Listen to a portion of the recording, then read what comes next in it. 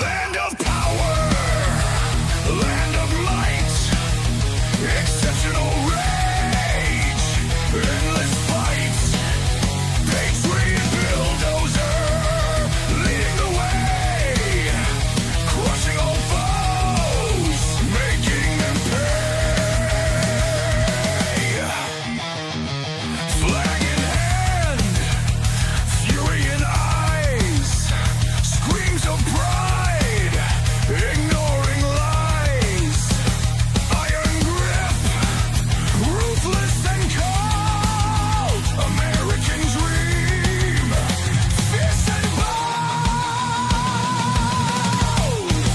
Bow before the storm, unstoppable wave. Marching forward, no soul to save. Bulldozers wrath, tearing apart. Exceptionalism, fire in the heart. No retreat, no surrender. Bulldozers force a savage offender. Red, white, blue, burning bright. In the chaos, he finds delight. Blazing trails of destruction left. In the name of the blessed, the theft.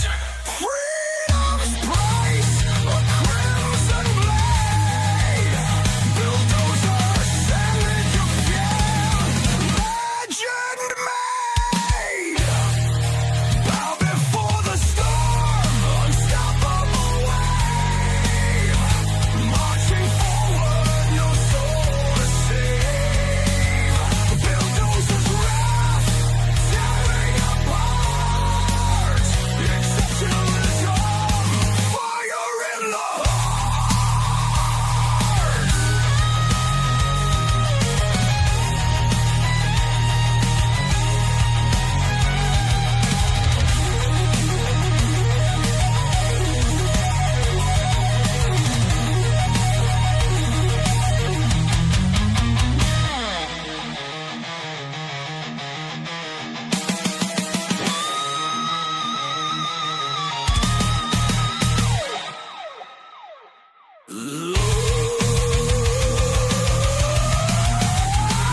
Blazing trails of destruction left.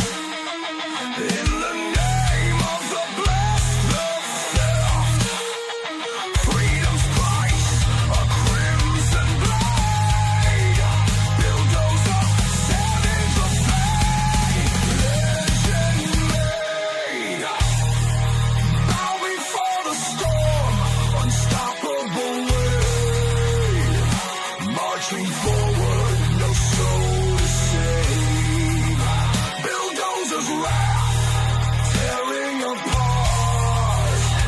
Exceptionalism, fire in the heart.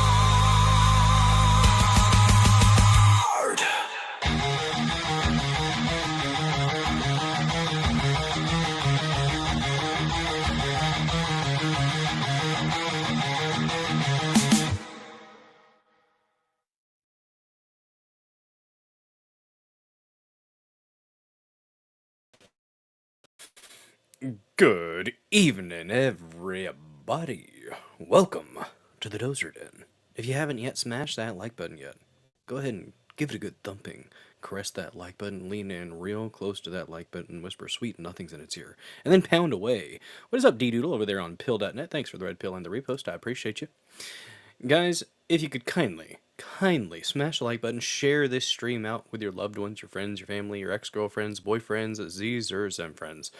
I'm not judging. Just keep it consensual between adults and preferably behind closed doors, and we will not have a problem, okay? We won't. Let's see.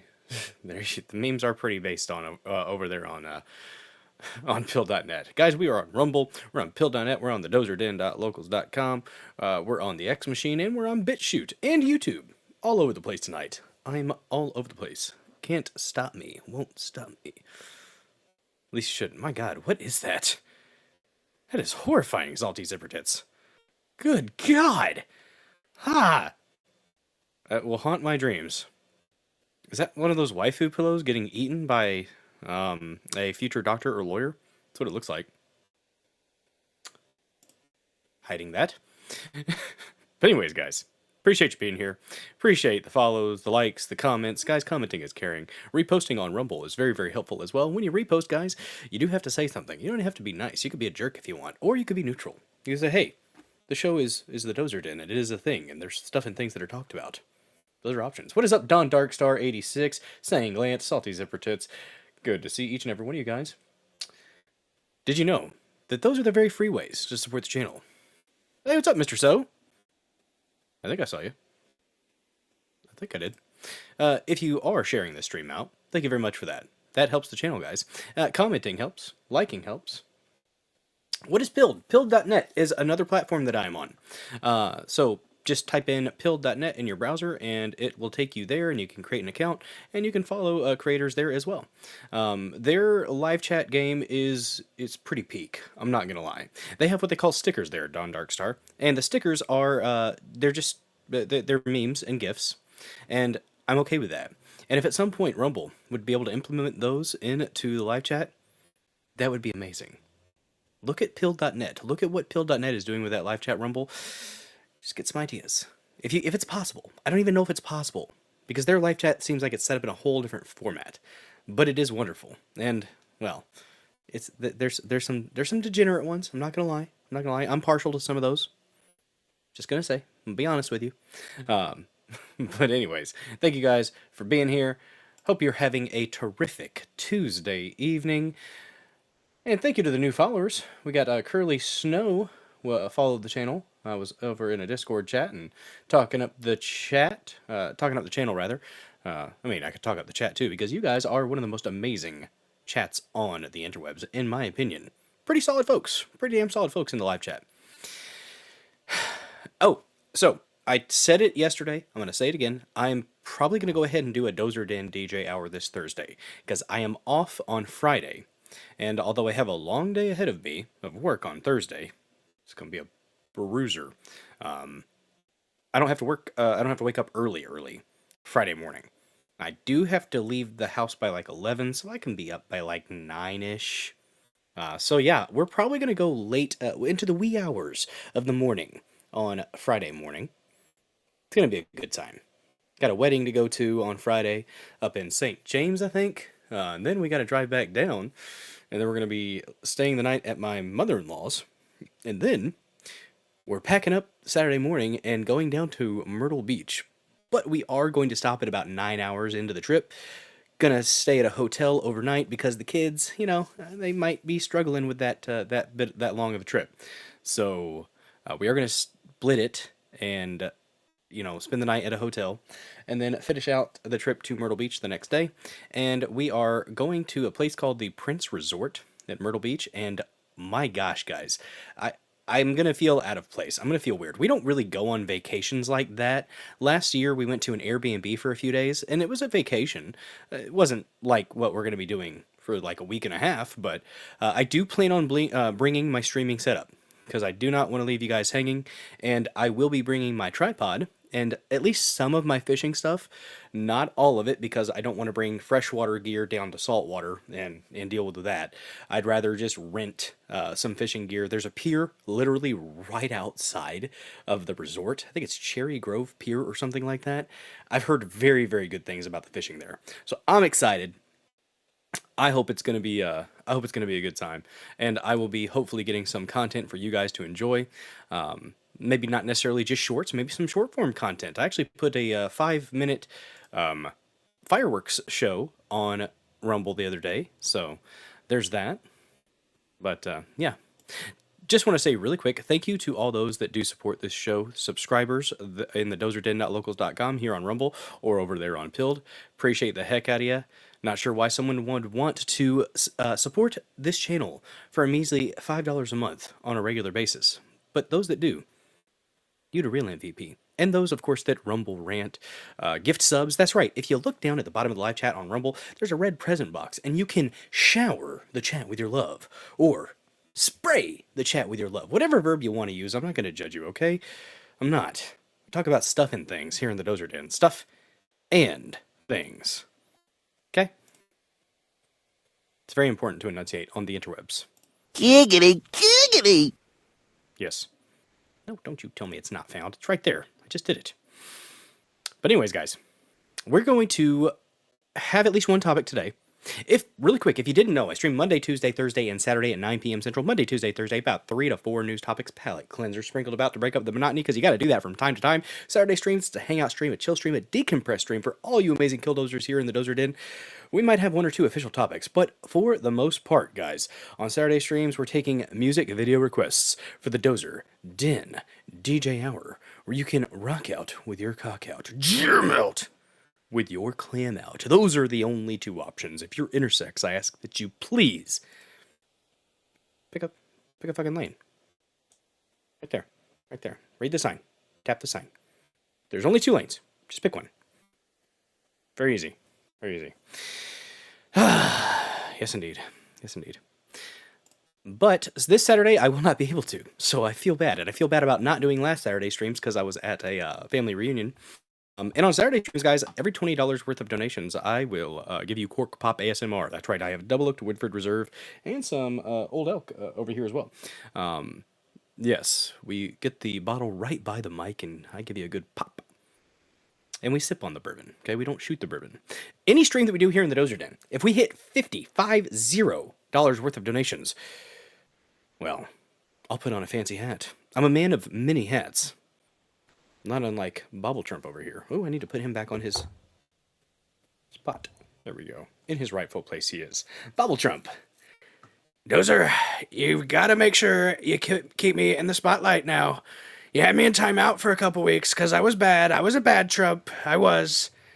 Still not 100%, but I'm back. Guys, we have Bobble Trump. And he has a mini little illuminable foil cap. We have the original illuminable that sits atop my head whenever we get to that beautiful, beautiful goal. Why do we call it the illuminable? Well, because if you put it sideways, there you go. And, oh, I saw Q the Hammer red-pilled and reposted this stream earlier. Thank you very, very much for that on pill.net. Very gay, Harryto. Very gay.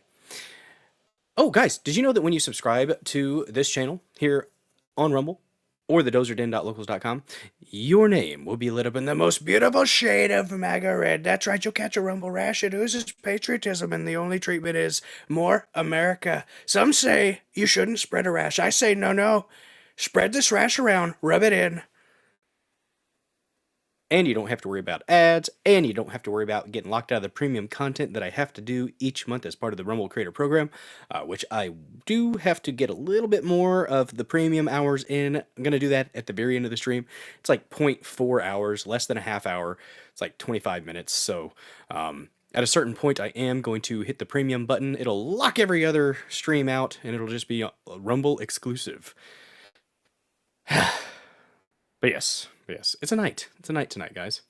We are going to be talking about one topic before we get into the rest of the watch party for that awesome, intellectually stimulating and fascinating interview with Jesse Michaels and those 2 creators, the creators of Dark Skies and Taken, and then another Taken, Brent and Bryce. One of them is a Friedman. The other one, I forgot his last name.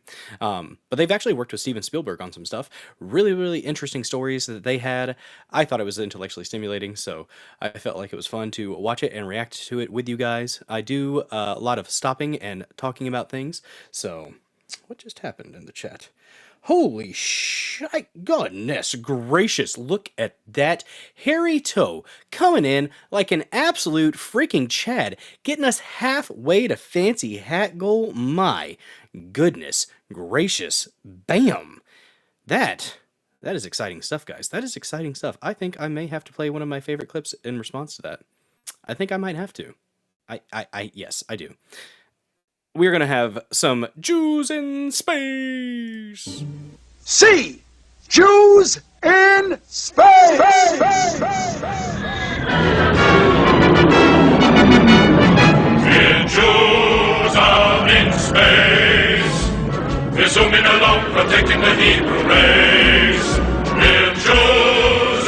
in space.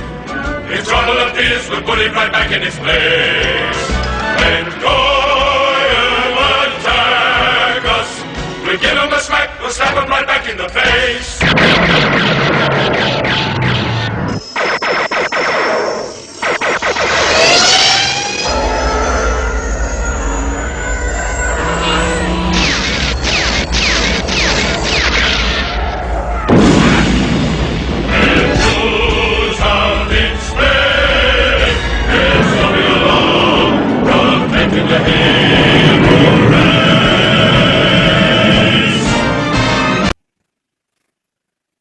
Huzzah!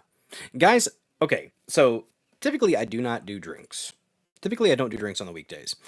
But I kind of feel bad for missing Cork Pop ASMR so much on Saturdays. That's usually when you get your Cork Pop ASMR fix. Would you guys be opposed? Would you be offended if I gave you a little bit of Cork Pop ASMR on a Tuesday evening? Would you be offended? Because if you would, then I'm not going to do it. But if you guys are okay with it, then I will. I will give you Cork Pop. Starting to understand what Goyim is, but I still don't quite get it. Apparently it means cattle, like roughly translates to cattle. And it's just, I guess, a term that just means that if you're not Jewish, you're lesser than. I have a little bit of Jewish blood in my ancestry from what my uncles told me. I don't know how I can confirm that, but yeah. If we did do Cork Pop ASMR, it would probably only be the one, and I'd be sipping on it. Okay? Best pleasure bells on that repost. Oh, I didn't even see the... Shoot. Thank you for the repost, Sanglant. Oh, yeah. I feel... No, Sanglant, I did not take that to heart. I did not. Thank you, Sheriff Hector, over there on pilled.net. Appreciate you. No, you're off tomorrow. Sip. Yes. Yes, it is time. It's time. Sanglant. You are fine. Thank you. All right, guys. Are you ready for a Cork Pop? Are you ready for Cork Pop ASMR? I think you are. I think it's gotta make up. We gotta make it up. Okay? We got double oaked Woodford Reserve. This is some of the best sipping bourbon I have ever had. It's not cheap, but it's good. You ready? Are you ready for this Cork Pop? Oh, yes, indeed.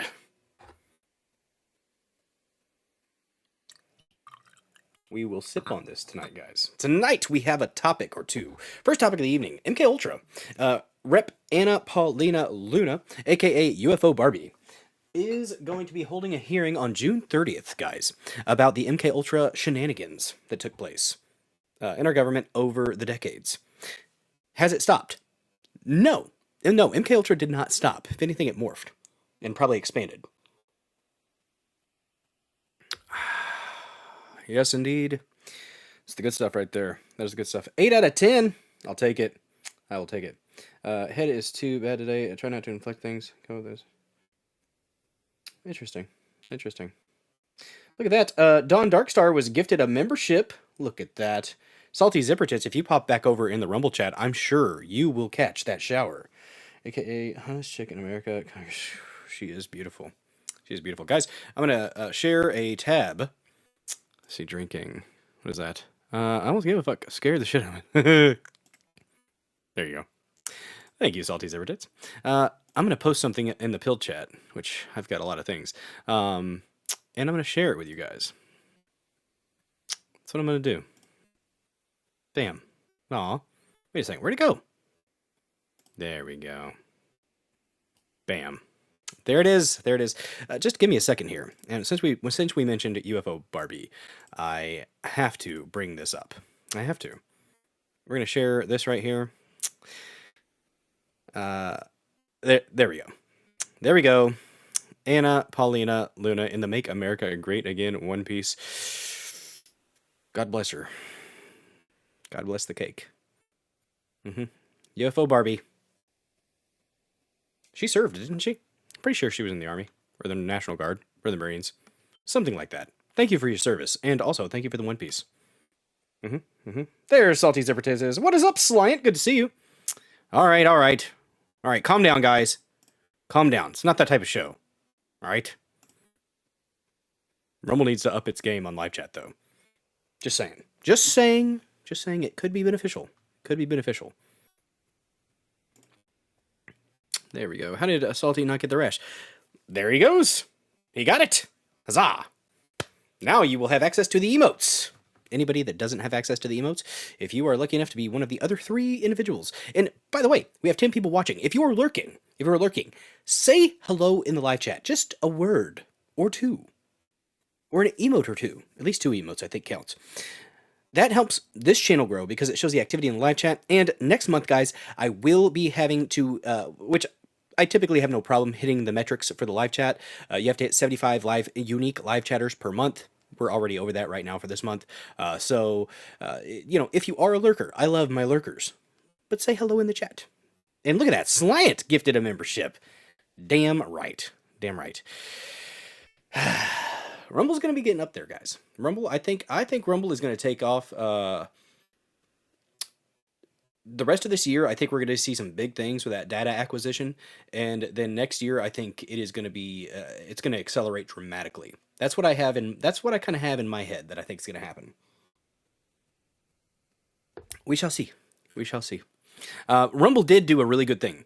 So one of the new creator requirements that they put out today was that you were going to have to do 20, so the shorts wasn't going to be a bonus anymore. It was going to be a requirement, and they were going to make you use the clipping tool within Rumble Studio. A lot of people were mad about that.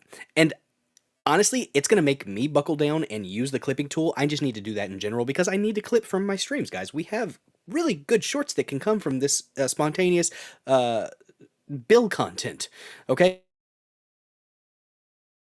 To go back and do it because look, we have 2 more people now. 2 more people left to catch that red rash. Say hi in the chat and you'll get it. See that right there, Salty Zipper Tits. If I could do that, I don't have a Rumbot or anything because Mobile Studio does not play well with the Rumbots, from what I understand. So that's not a thing that can be done, but I appreciate that. I really do, Salty Zipper Tits. That would make things so much easier. I'm not gonna lie. That would make things a lot easier. And maybe one of these days I'm just going to go ahead and start using another streaming service that actually works well with the bots, the Rum bots or streamer bots, whatever they are. I've been kicking that idea around. I've been thinking about maybe doing StreamYard at some point if I get a little extra, gumption about it, I guess. But I'm a creature of habit. Okay, I've been doing this with Rumble Studio Canvas 2.0. For 271 streams now. I used Meld for 1 stream because I was desperate and nothing else worked. And that was okay. Meld was fine, but I'm not familiar with it. I'm comfortable with this. I know this. But eventually I might have to branch out and start doing other things if I want to take advantage of such cool little features like the commands like that with the exclamation point and clip in 60. That would be very, very helpful. It would make things happen much quicker. But anyways, where was I? So MK Ultra, that's going to be the first topic of the evening. We're going to talk about this conference that is going to be coming out. There was a press release from Anna Paulina Luna, UFO Barbie. I agree with the D-Day Cobra. Rumble needs more random fun stuff, not just politics and fishing. Well, yeah, the fishing is nice. There's fishing tournaments, Major League Fishing. I like it. There's some sports stuff that they just introduced. So, yeah, I do. That's one of the reasons that I've been a little bit more focused on like the woo-woo stuff, guys. I'm not gonna lie. The new stuff I do the new stuff still, and I still am passionate about it. I'm gonna talk about it. The MK Ultra stuff kind of fits in both of those categories. You've got the woo-woo, and you've got the and you've got the news component of that. So I have been leaning toward that a little bit more. Don't know if you guys could tell. Typically, Saturday streams is when I would focus more on the woo-woo stuff, the esoteric kind of stuff, the sci-fi, the paranormal. And then my Monday, Tuesday, Thursday streams were more that very, very centered on news focus. But should get handy to do a handy garage behind the Rumble scenes and show other creators how to incorporate those bots. Yeah. Can you do that with Canvas? From what I understood, you're not able to. I'll reach out to Handy. I'll ask. That'd be cool if I could incorporate that into Canvas 2.0. Or Canvas Beta. That'd be nice. It really would be. Let's go ahead and get into the Well, shoot. Wait one moment here. One moment. I'm going to check my bookmarks out, see if I wanted to share any lighthearted stuff with you guys first. Ooh, this is fascinating. This is from that ProPixel Video Analysis and Research, Billy Krysick. He is very, very skilled at what he does. And he's, I hope, not fallen for hype here, because this is one of those psionic things. But I think there might be something to those psionic events. I don't know. He's like, no bullshit. This is real. It appears to be an interdimensional being. I don't know. That's his claim. This one appeared during a psionic session led by Mike Batista, which I didn't know who that was until just recently. This is real footage captured during a psionic session. The chain of custody of the footage is known. This is not AI. This is not CGI. You are looking at something truly incredible. It appears that there's a humanoid being standing behind a console of sorts. There are what seem to be warp or dimensional bubbles that are moving rotationally around back and forth and expanding and contracting. There appears to be 5 nested bubbles working to maintain an environment for the being. There's no other information to share other than Mike put out on the call. They answered and we recorded it. The further down the rabbit hole you go into this space, you'll find deeper levels of complexity and experiences. It's not just UFOs, UAPs. There's an entire existence of reality that sits just beyond our reach. We get glimpses here and there, and are now starting to be able to call to it and interact with it. It's a pretty big claim there. Take a look. Tell me what you guys think this is. I don't know. I really don't know what to... That does look like something behind a console. Right here, like that looks like the head. That's an arm going down, holding on to something. Another hand over there. I don't know. I don't know what to make of this. This is, if it's real, if this is actual footage, I don't know.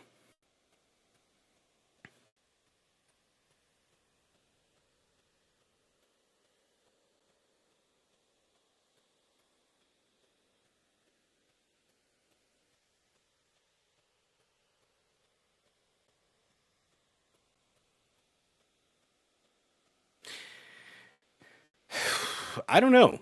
This right here is the clearest picture before it gets really bright. Right there.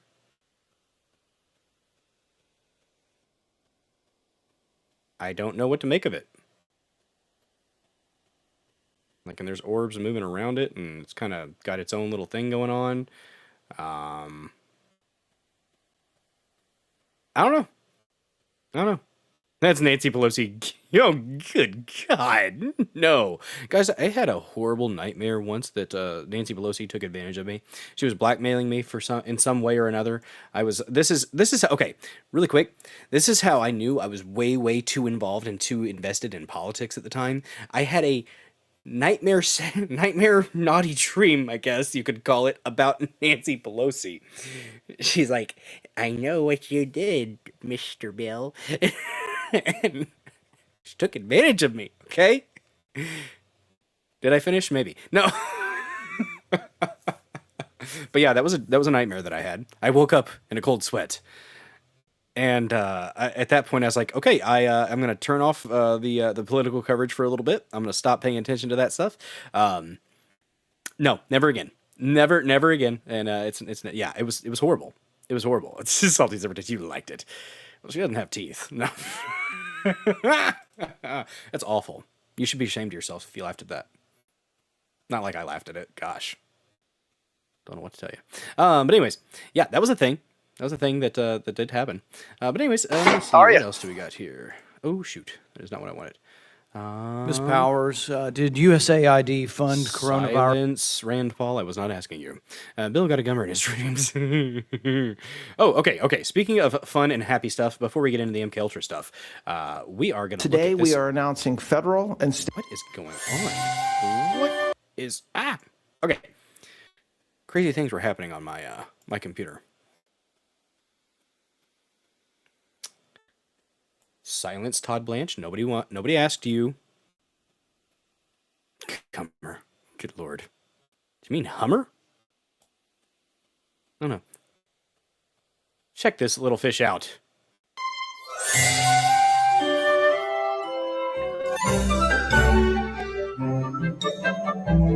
That sounds like Disney music. Am I gonna get a copyright strike on YouTube for this?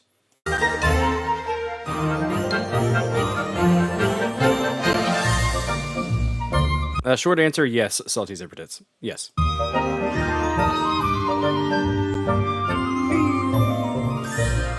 Whee! So happy. He's probably not happy. That fish is probably screaming in terror at what's going on right now. That poor little fish thought he was just going to be able to get dropped into a nice little bowl of water. But no, he got a roller coaster because some individual was bored. Bored, I say.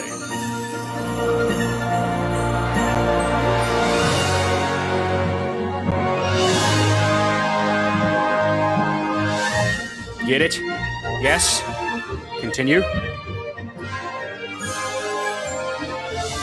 This is wonderful. It just keeps going. Oh no, is it going to go over the balcony? No. Into the drink. Look at that. Look at that. What was it on? Was that like a... What is that? What a horrible setup. Is the bucket just going to keep filling? What is this? I don't know. I don't know if I agree with this ending. At least it's in the thing, but is the fish going to flow up out of it? I don't know. I don't know. But anyways. There that was. Fish. Indeed. What's up, Lunar Fifth? Good to see you. That fish is scared as fuck. I would be. Yeah. It is a 3D turn 2D. Holy smokes. It's evil Kagapi. Nice. Poor little fishy. Tap water killed. I hope the tap water. Well, hopefully we're gonna assume that the fish lived. Okay, you negative Nellies in the chat. We're gonna assume that fish is okay. God bless that fish. Poor little guy. Guys, we have a announcement. An announcement from Luna. It is Committee on Oversight that the announcement is coming from. MK Ultra. It's a thing that happened. It is what the government used to influence individuals with psychedelics, mostly LSD, to break their minds. And some of them became sleeper cells. Some of them became useful pawns. You know, all that good stuff. Harry Toe coming in with a whoosh, a slap of that peach. Every now and then you gotta slap that peach, and sometimes you make them count just to drive the point home. Okay? I don't make the rules. Sometimes. Here we go. Luna announces hearing on MKUltra experiments and its impact on public trust. Washington. Task Force on the Declassification of Federal Secrets. Chairwoman Annapolina Luna, UFO Barbie, today announced a hearing on mind control and accountability, uncovering the truth of the CIA's MKUltra experiments. During the hearing, members will examine the history and timeline of the Central Intelligence Agency's MKUltra project and its original classification, and how the project meets the CIA's obligation to protect the United States. Yeah. And members will also analyze the intelligence community's unwillingness to declassify information related to MK Ultra and how the lack of transparency has reduced Americans' trust in government institutions. Never trust the government. The intelligence community has covered up the nature and classification of the MK Ultra experiments for decades. Americans have been misdirected repeatedly and deserve transparency and accountability from the CIA. The intelligence community's unwillingness to deliver the truth has fueled dangerous conspiracy theories. And eroded public trust. I don't like that line. That's bullshit. No. Don't tell me dangerous conspiracy theories. No. Stop it. And eroded public trust in the federal government. This hearing aims to explore the history of the MKUltra experiments, how they have impacted Americans' well-being, and how the intelligence community can win back trust, said Task Force Chairwoman Luna. What? Mind control and accountability, uncovering the truth of the CIA's MKUltra experiments. Date, Tuesday, June 30th, 2026. Time, 10 a.m. Eastern Standard Time. At the Rayburn House Office Building. Witnesses, we've got Stephen Kinzer, Senior Fellow in the International and Public Affairs, Brown University, Tom O'Neill, investigative journalist, author of Chaos, Charles Manson and the CIA, and the Secret History of the 60s. Yeah, Manson, also involved in MKUltra. My God. Look at that, Dawn Darkstar popping in with the welcome knowledge that she now has. That lovely, lovely rumble rash. Hell yes. Shrooms are legal in Oregon. It's like weed stores. Huh. Interesting. You could do well water. I grew up on well water. And my teeth are healthy. I've had cavities since I was a little bitty, though. That was before the well water. So we could blame the fluoride. Why not? You know, I'm going to blame the fluoride for everything. That's the new go-to. What's wrong with me? It's fluoride. Gotta be the fluoride. Oh, darn it. What did this thing do? We were at an hour and a half. So I can just scroll. I wrote it down. It was in the right spot earlier. I don't know why it went all the way back to 6 minutes into the show. I think we were at 131.08, I think, is about where we were at. But anyways, sorry, distractions. I squirreled, guys. I squirreled. Ooh, speaking of squirrels. Give me a second. Give me a second. I have an actual squirrel to share with you, if I can find it. Don't spaz out on me. Bookmarks, don't do it. Let me find my squirrel. Where is it? I'm going to find this squirrel. I'm going to show you guys this squirrel. It's going to be amazing. It's a squirrel eating a dandelion. Yes, I found the squirrel. This makes me happy. I think it might be a chipmunk or a prairie dog, but it's close enough to a squirrel for me that I'm going to allow it, okay? Bam. No, that is not a rifle. That's the first thing I thought too. My God, this man is a lunatic. He's going to destroy this poor little squirrel. I think it's a prairie dog. Regardless, a furry little rodent eating a dandelion. Enjoy.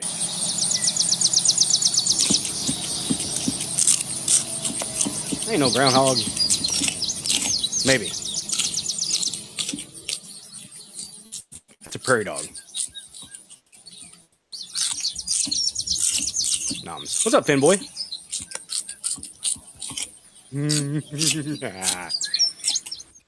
Yes. That is squirrelception, Finn boy. Finn boy, I shared the meme that you made with my coworkers today because we were talking about Taken. And I did the probe line. They liked it. They liked it a lot. Florida caused your butt problems. Fluoride caused your butt problems. It's good. It's good. Just blame the fluoride. I've started something. Huzzah. Guys, don't forget to smash the like button. Repost. Comment. And I will be shouting out the reposters and the commenters periodically throughout the stream. I do notice you guys. And I will be interacting with them either during the stream or after. Depends on how froggy I feel. I'm going to go to the comments. I'm curious. Someone's going to tell us. Somebody is going to tell us what that is. I don't know what that is. Should I not be sharing the screen as I'm going through here? They look like groundhogs. Hold up. Let him cook. Let him cook.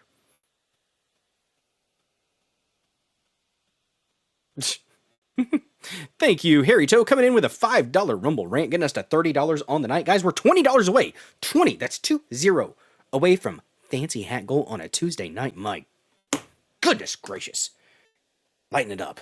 Lighten it up like Chad's. Okay? Thank you very much for that. Appreciate the hell out of you. And another one. Damn, Harry Toe. Killing it. Absolute madman. I'm not gonna lie.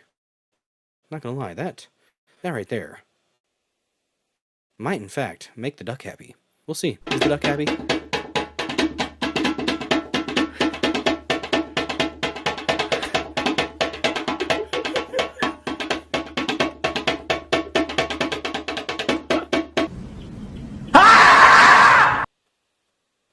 The duck is happy. The duck is very happy, Harry Toe. Look what you did. Look what you did. Got 2 in a row. What you doing there, Harry Toe? Memes have moved past the streams and are now office material. Yes. Yes, they are. Yes, indeed. Ooh, Finboy, you should be getting a... Oh, wait. You might be getting a gifted sub. There's 2 left, I think. I think there were 2 left from Harry Toe's 5 gifted subs that he dropped on the chat earlier. Rumble should get that taken care of here shortly, if it didn't already. You should get that red rash, gosh darn it. Oh, wait. You already got it. Never mind. Somebody else will get it when they pop in. Yeah, you do have one. Yes, never mind. Mental Health. What is up? What is up? Good to see ya. You should be getting a red rash here in a minute. Duck lives do matter. It's a hilarious song. Good evening. Beautiful and blessed people. Well, thank you for sharing. Look at that. Laura Blade's popping up. Bam. Bam. Good to see you guys. Let me check this out real quick. And I actually do have an article here on the MK Ultra stuff. If anybody wants to know a little bit more details about MK Ultra, government doing government things to manipulate the masses. What you got? What is this? What is this? A possum pushes skunk in a pond. Oh my. What did that skunk do? What did the skunk do? I don't know. Let's see. New York. Oh, it's a video contest.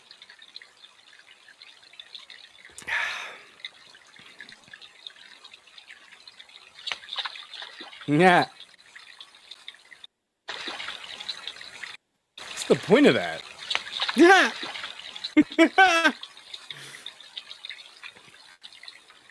That's wonderful. Yes. Good possum. Good possum. Push the skunk in the pond. We have another skunk one. Possum body slams the skunk. I think we saw this the other night. Or I saw it the other night. Very, very solid form on this body slam. Not gonna lie. They're having a chat. They're talking stuff. Skunk has made the first move, trying to call us a bluff. The possum shall. Oh, look at that. Look at that. And then, bam. Bam. Bam. Bam. Bam. Bam. Vicious. You don't usually see that type of aggression from a possum, okay? You don't. But it needed to happen. All right? It needed to. That skunk needed to be put in his place. It did. Guys, we are 15 away. 15 away from a fancy hat on a Tuesday. Oh, away with you. I'm not watching this orangutan. Apparently an orangutan driving a golf cart. They do fun things, guys. They do fun things. Look at that. Mental Health got that sub. Look at that. We got so many blades with a whoosh, slap of that peach. Every now and then you gotta slap the peach, guys. I don't make the rules. I really don't. Really, really don't. Hilarious song. Good evening, beautiful and blessed, peaceful. And Mental Health, if you're just popping in, which it sounds like you are, Thursday, we're going to be doing a Dozer Dan DJ hour stream because I feel bad for missing Saturday, and I will not be able to be live on this Saturday. Not for a Dozer Dan DJ hour, anyways. I might be able to. We're going to be in a hotel. It would be rude to the family, I think. I might try to do something on Saturday, but we're going to be driving a lot, like 9 hours or 10, and I'll probably be very tired by the time we get to the hotel. So, yeah, Thursday I think is going to be a good time. That's some Hulk Hogan slamming. That possum's like, let me tell you something, brother. You think you could spray around here? It's not going to happen. Some Hulk Hogan. Looked like a chipmunk. I think it was a prairie dog. I don't know. The comments didn't help me. Sometimes the comments will elucidate. They did not. They did not. An Obama-appointed federal judge struck down the snap ban on energy drinks. Yeah, and the name is Sparkles. Or Sparkle. I'm sorry. If your name is Sparkle, you can't be a judge. Here's another thing. Okay. Here's some xenophobia for you guys. If you're not a natural born citizen, I don't think you should hold any office, not even at the town level, not even at the village level. You should not hold any official governmental office ever if you are not a natural born citizen. If you're not a natural born citizen, you should not be a judge. You should not be a politician. Nothing. Natural born citizens only. Because what happens? You have subversives that come to this country and they say the oath, guys. They say the oath, but they don't mean it. They don't mean it. And then they have kids that they raise up that they might have meant it, but their kids come up and they think this commie bullshit, and then they get into the justice system, and our justice system has been infiltrated with commies. That's what's happened, okay? I'm not making this up.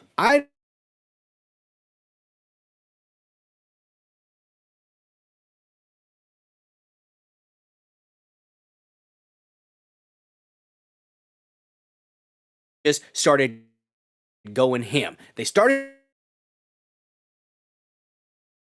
Just happened. My thing's spazzing. But anyways, guys, the commies, they're here. We can't do anything about it, apparently, which sucks. It's frustrating. I would like to do something about it, but I can't. What is going on? I'm trying to share my rant meter. It didn't happen. I tried to do the rant button, okay? But no, Sparkles or Sparkle something. These judges have to be put in their place. Until Bukele had the right idea. Bukele had the right idea. Impeach and remove these judges. They don't need their positions. They're not doing what they need to be doing. Commies are not people.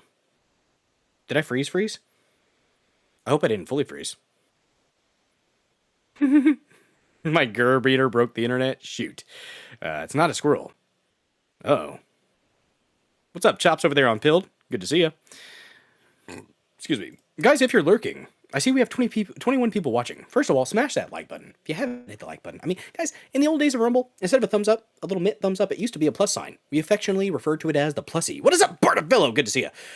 You could smash the plussy, pound the plussy, wreck that plussy. Sometimes you gotta grab them by the plussy. When you're rich and powerful, they let you. It's consensual. Don't sue me. Grab them by the plussy, smash the plussy, pound the plussy. Indeed. Hey, we're back. Shit. Well, hopefully you didn't miss anything too intriguing.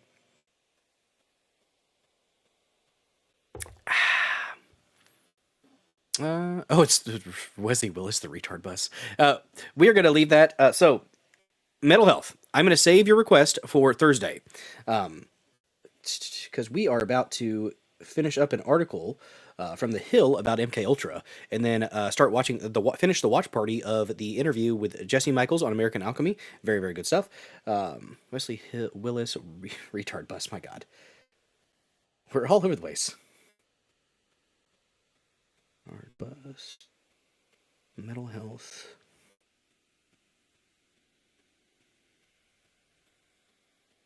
Thursday. I am circling it so I don't forget. Okay, mental health. It is on my handy dandy notebook over here. Big notebook. It's probably a little bit too big. I need to cut off like the bottom so I can use my my thing. 8 out of 10 voice. I'll take it. Did the GUR meter pop up when I clicked it? It didn't show that it popped up. I kind of hope it did. I hope it blocked my face. Guys, I thought about shaving the cheeks off. I didn't. But I thought about it. Because I'm getting a bit of a two-tone going on, and I don't want to be like Jack Murphy, okay? No 69 for 69. But there is a bit of a two-tone going on. And my kids think I'm going bald on my beard. It's like, no, it's just white now in that spot. It is what it is. It did pop up. Well, there we go. Thank you for letting me know. It didn't pop up for me.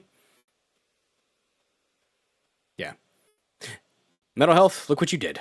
You set me off on a rant about communist judges. And commies are not people. There are laws about it. There are laws. Did you say check my DMs? I sent you more squirrel materials to help you calm down. I'm in my DMs. I don't see anything in my DMs. I need to refresh. That's what I need to do.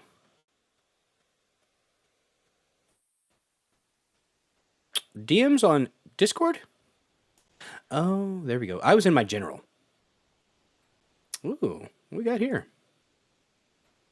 You know what? This is good. Before we get into the MK Ultra article, okay? Before we get into that, let us expand this. Expand your horizons. All right? It's not a squirrel. But it's a rodent of sorts. Eating what I assume is a tomato. This is a groundhog. A groundhog named Chunk has been stealing a farmer's crops for years and eating them in front of the camera. Insults to injury. He's like, you have no power over me, farmer. You have no power here. Look at what I do. I spit in your face. Just mean mugging the camera. Bartafello gifted a sub. Look at that. I think there's one more. I think there's one more gifted sub to go for somebody. Eating a carrot. He's like, sup, bitch? You think you can keep me from eating your produce? Nay, I say unto you.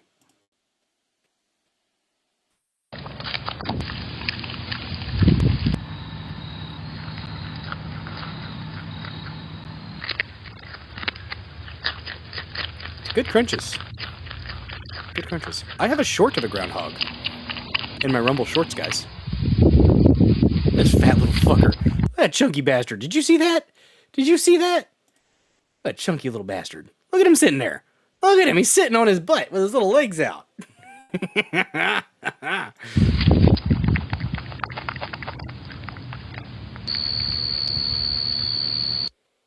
What a jerk. Goodness gracious. What a jerk. What is up, WS Hawks fan over there on pill.net? Thanks for the red pill and the repost. I do appreciate you. I have a short of a Davy Hamster. I think I've seen that. I think I've seen that, Finboy. Chunk has to provide some benefit to this guy's farm. Yes, he probably does. He would have gotten rid of him if not. He's obviously doing something good. I'm not gonna lie, my throat was kind of sore, so this is definitely helping. I am gonna check that just a second here, Mental Health. And guys, thanks for being here. I hope you're having a good time. We're a little bit lighthearted today, even though we're covering the MK Ultra stuff, kind of. We're gonna get into the watch party here in a minute, but I figured I'd give you guys at least an hour of my nonsense,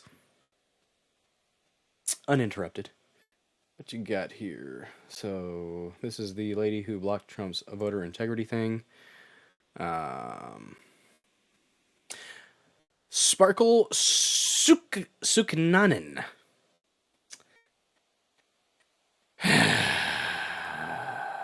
Shouldn't be allowed. Should not be allowed. I showed it on stream a couple weeks ago. Yes, I remember now.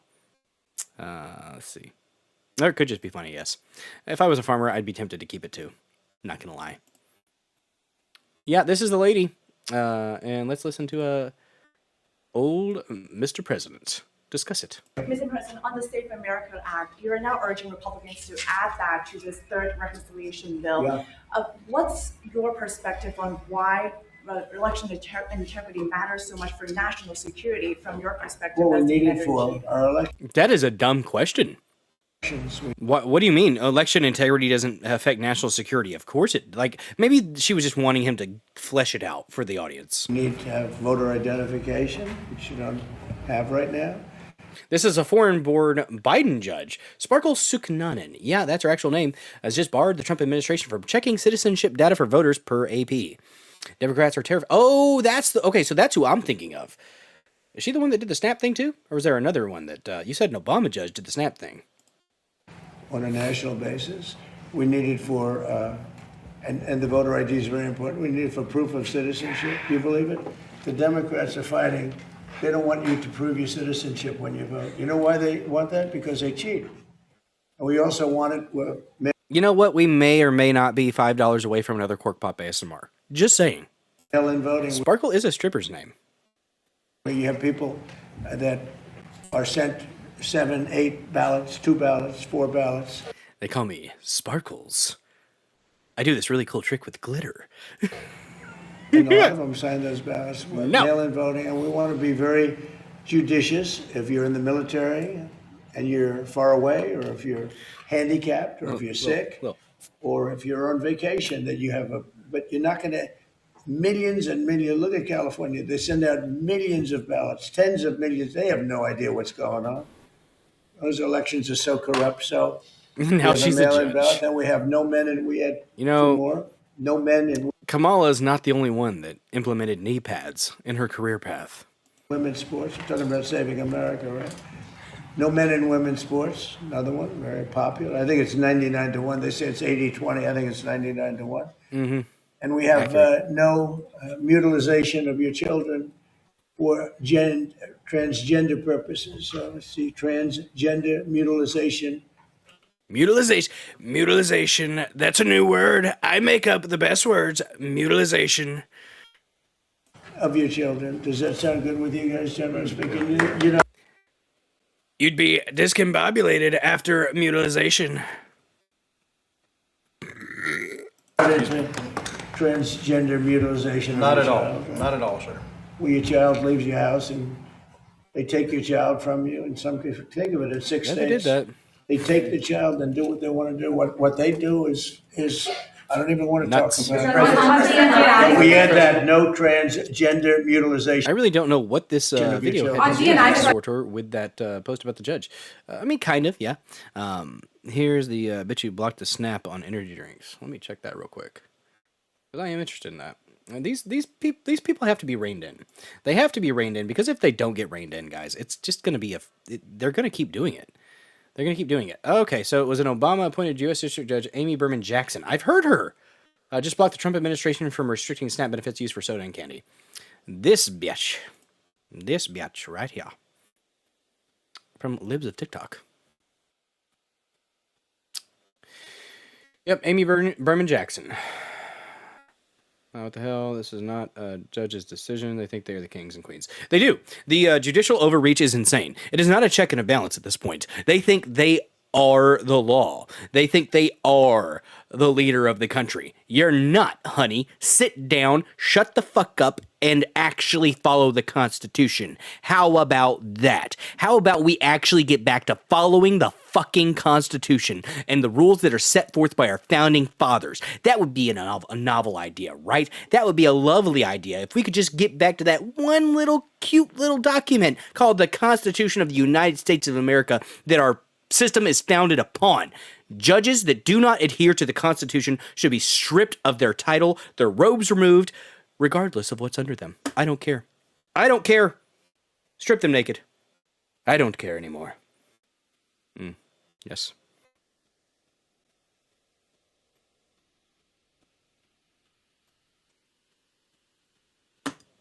There you go.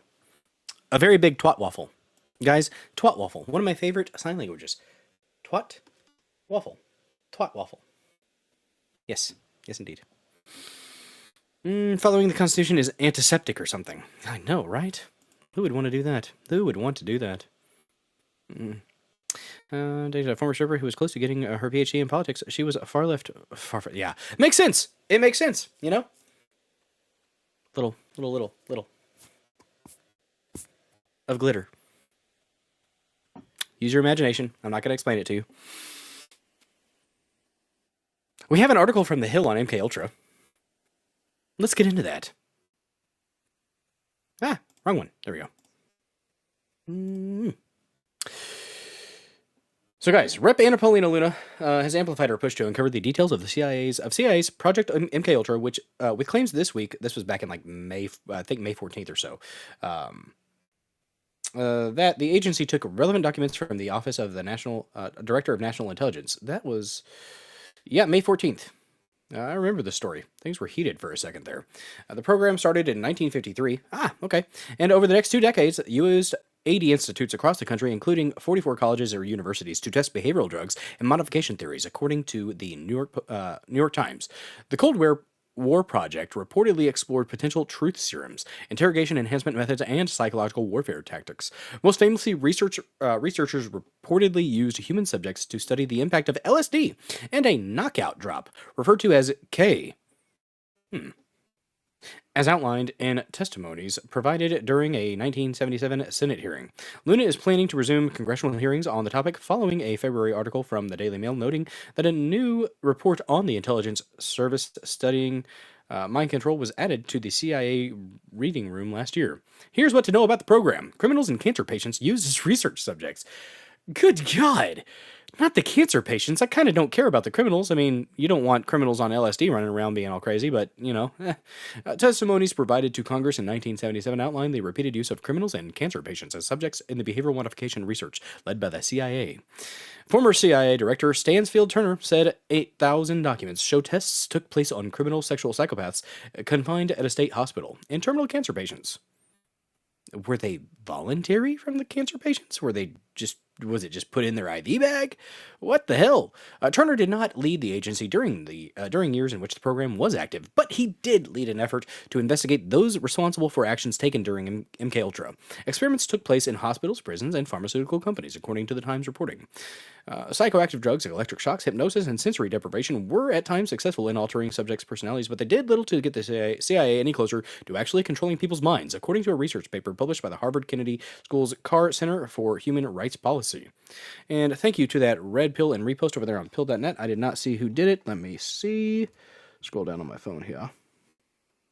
That was, Sheriff Hector red pilled earlier. Interesting.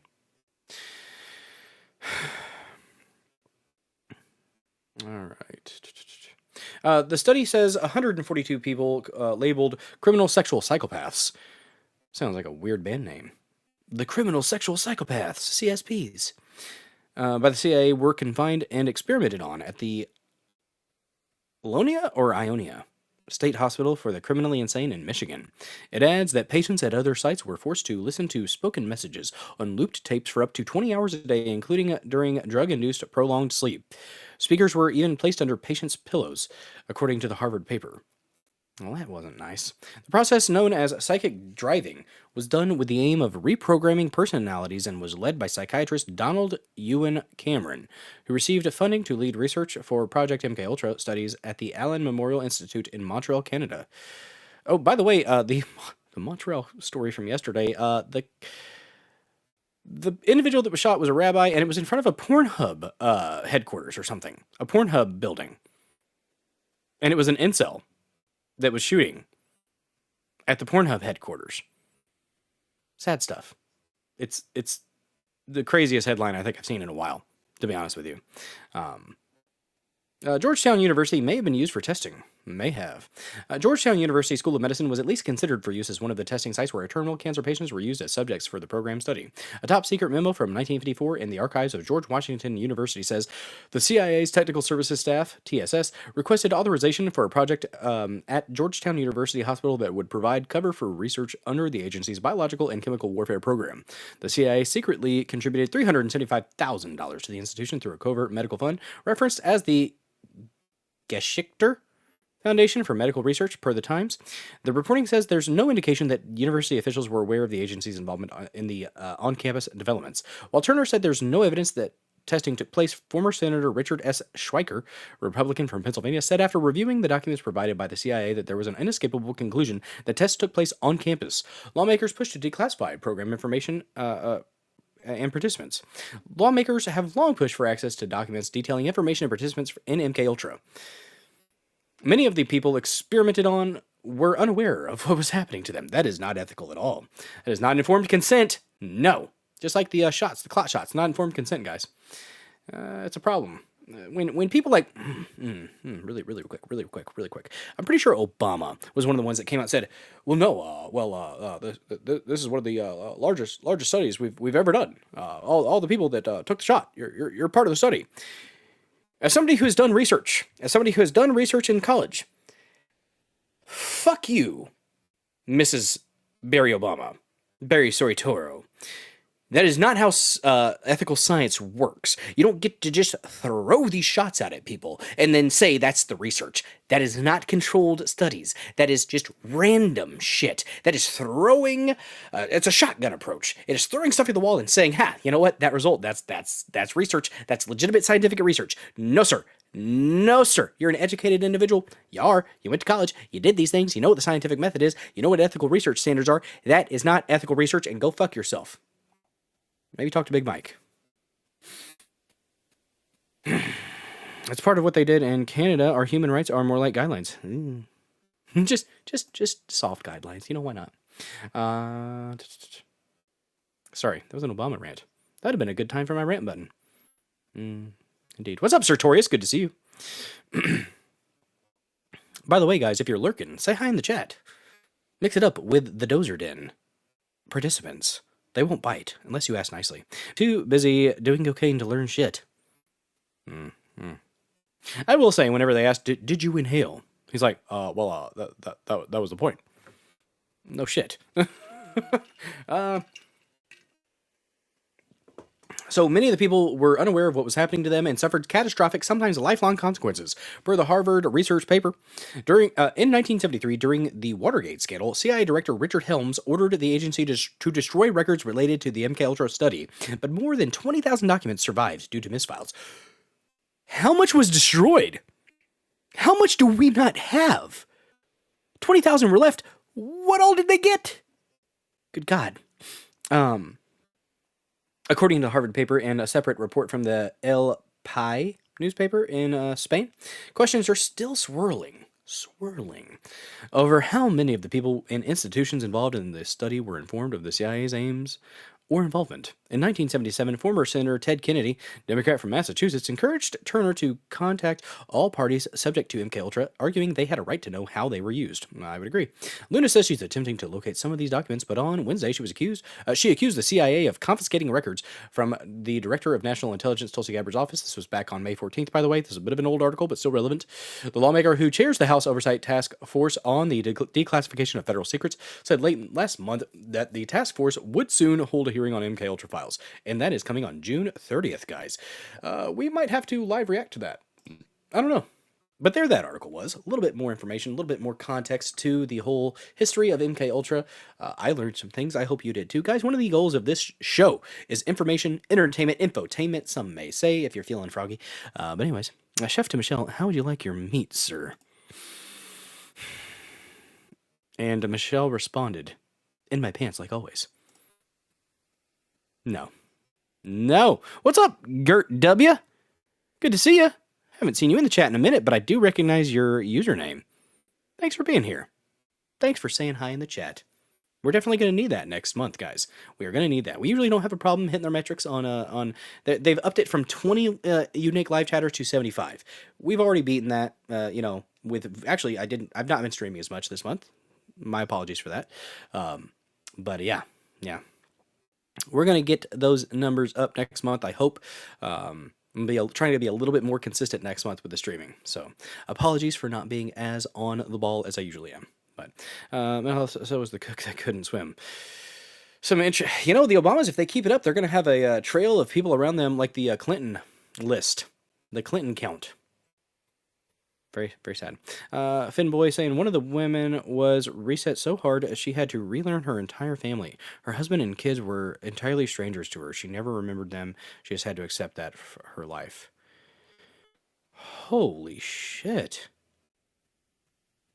That is horrifying. And there was is an MKUltra program in Canada as well. Actually, one of the guys involved in it was involved in I think MKUltraing Kanye West, at least heavily psychologically manipulating Kanye West into a point where he kind of broke / morphed. I don't know what you say.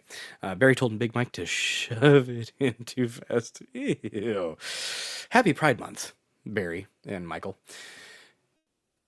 All right, guys. All right. Let me see what I got here. I think I have one more thing to share with you guys. Maybe. Ah, yes. We have a boat that apparently was loaded with Disney princesses. Guys, these are all Disney princesses. Look at what happened. By the way, when I go down to the beach, if a pelican gets close to my 3-year-old, I'm going to kill it. I do not want to risk my child being grabbed up by a pelican and flown off with. Okay? Now, is that a realistic concern? I don't know, but I've seen them pick up big things and take off with the thing in their gullet, and I don't want my 3-year-old being flown off with in a pelican's mouth. So I'll punch a pelican right in the dick. He's trying to eat you. He's sizing him up. He wants to eat him. Or her. Him. Oh, they're Russians. It's fine. They'll be all right. They can't take off with a child. You don't know that. Not with that attitude, they can't. I don't know. We know about that case because the husband sued the MKUltra hospital she was in Montreal. That is horrifying. Just wiped out her family. Hopefully she was able to make new memories. So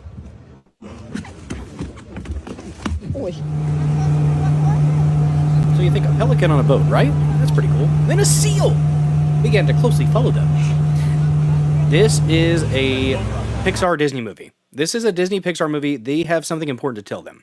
They need to make sure they pay attention and listen to the message from these critters.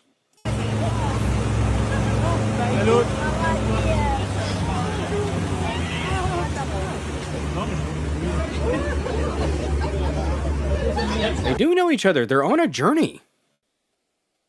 If a stork can, a pelican can. That's right. That's right, Sartorius. You know what's up. I do know that golden eagles have flown off with small deer.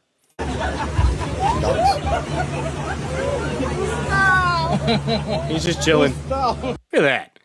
What a freeloader. He's getting a free ride. Check him out. Excellent. Excellent. Good times. We did the Hadron Collider, the Large Hadron Collider in Switzerland. And all right, you guys want to watch this clip real quick? I thought it was interesting. This is talking the dark journalist guy. I get Silence. We're going to watch this in a second. Dark journalist reveals the shocking occult truth behind the CERN Large Hadron Collider 2 particle smasher and its connection to ancient technology. Let's check this out for a second. There might be something to this. And, you know, it doesn't help that they did an occult ritual with it. So, yeah, just tell me that they're not summoning demons. CERN is quite interesting because it's sort of a breakthrough between modern technology and ancient technology. But what it was set up for was set up by these scientists to find the God particle. It had a $21 billion budget, which is very strange in any scientific circle. So people started to wonder. Good Lord, if a Canadian is saying that SEALs are assholes, you know it's the truth. Immediately, is there some military purpose behind it? And I dug into. No, I won't. I'll just be wary of the Pelican. I'm not gonna actively aggressive. I'm not gonna aggress upon the Pelican unless I deem it a threat. But I'm ready. I'm ready, just in case, you Pelican bastards. CERN and the Collider, and Dingo ate my baby. Yes, the Pelican stole my child. Found very odd things, including the fact that they had a huge scandal there for doing an occult ritual that got caught on camera. Oh my! In front of CERN. This is probably the one that did it here. Sartorius, show the videos of cute seals snatching the fluffy dogs away from beach walking Karens to drown and eat. Oh my God! Well, this was the Pelican. This is the occult ritual, apparently, that they did at CERN, guys. Nothing to see here. Nothing to see here. Don't you ask questions, and don't you get your foil hat on. Don't you get your foil hat on and assume that there was anything nefarious going on here. No demonic entities, no spiritual forces, nothing. Nothing. By the way, we're $15 away from Fancy Hat Goal. And the Hadron Collider becomes this thing that's sort of worshipped in these scientific circles because they're worshipping this incoming of a communication. Who is she? I like her so far. From another dimension. Technically, CERN is set up to find the God particle. Higgs boson is what they call it. But with that big budget, dolphins, the cutest rapists of the sea. Everyone assumed something else was going on. And so then they started to create papers about it and saying, no, you know, all those rumors are false. There's nothing strange going on. We're just looking for the Higgs boson. But then they found it. So technically you'd think, okay, their work is moving on to something else. This thing about particle colliding is quite fascinating. Deep, deep in the literature. I don't know. Dang it. Sure. I'm trying to if you look into I'm trying to look at the blonde. These scientists say, we're trying to contact another dimension through CERN. Through the Hadron Collider, in fact. So thank you very much, Funboy Slick, with a $1 rumble rent. Turn the chat a lovely, lovely shade of blue. And if the chat doth go blue, you know what we must do. It says just a little blue to restate that I really like your streams, Bill. Well, thank you, Funboy Slick. I appreciate you. You're here. Most people, when they pop in, they say they like it. Oh, we're freezing. Scrolling slowly. If we scroll slowly, I won't freeze. Right? Right? Is that how it works? Guys, when the chat goes blue, we must play one of the blue sounds. For Finboy, we're going to play Piper Alley. Because we must.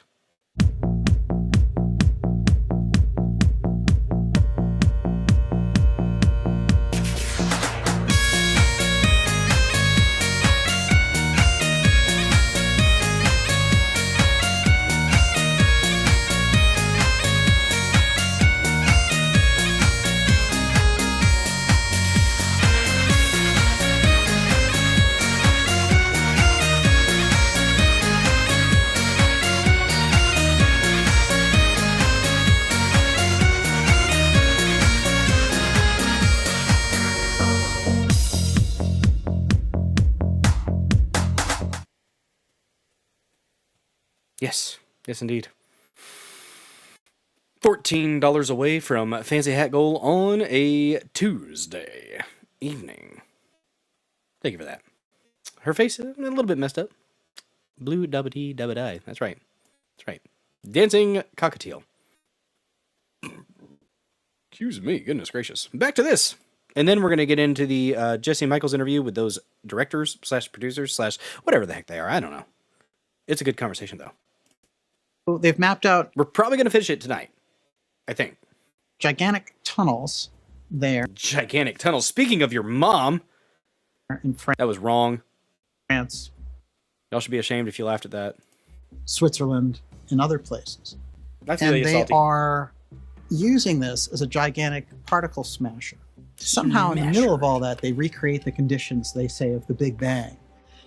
And so then the whole concept of strangelets came up. And this is interesting. A group of scientists sued CERN because they said, your Higgs boson particle smashing experiments can release strangelets. And guess what? Strangelets can form black holes. And if you form a black hole, you can suck up a country, or, you know, it's a big problem basically to create a really black quick. I'm pretty sure if you made a black hole, it wouldn't just stop at a country.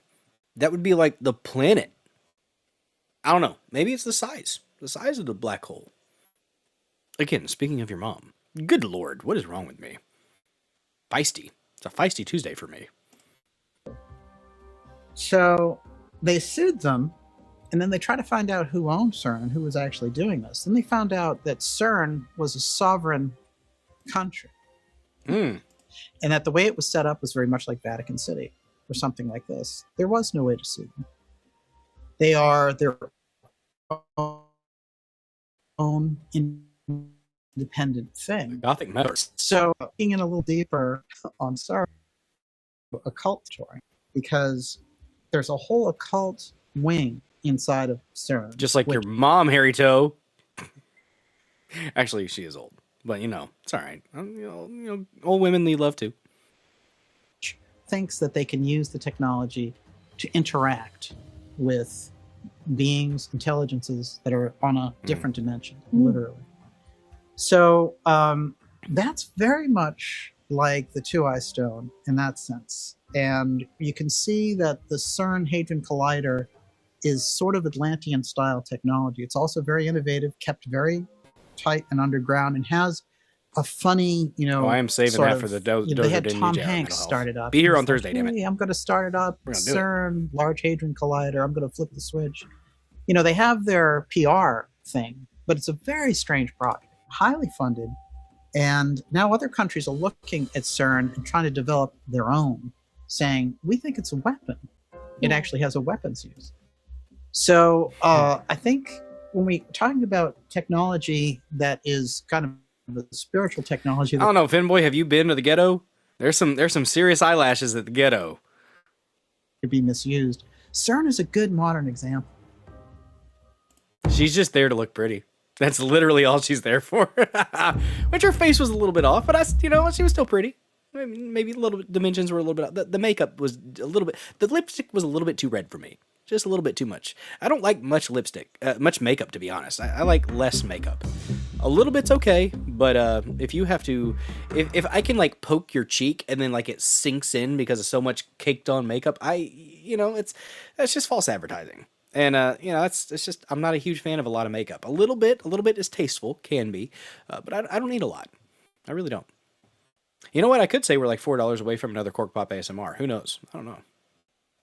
I don't make the rules here. It's not up to me. Guys, Rumble listens to people, by the way. Okay? One of the metrics that they included in the most recent July's Rumble Creator Program was 20 shorts, and you had to use the clipping tool in studio.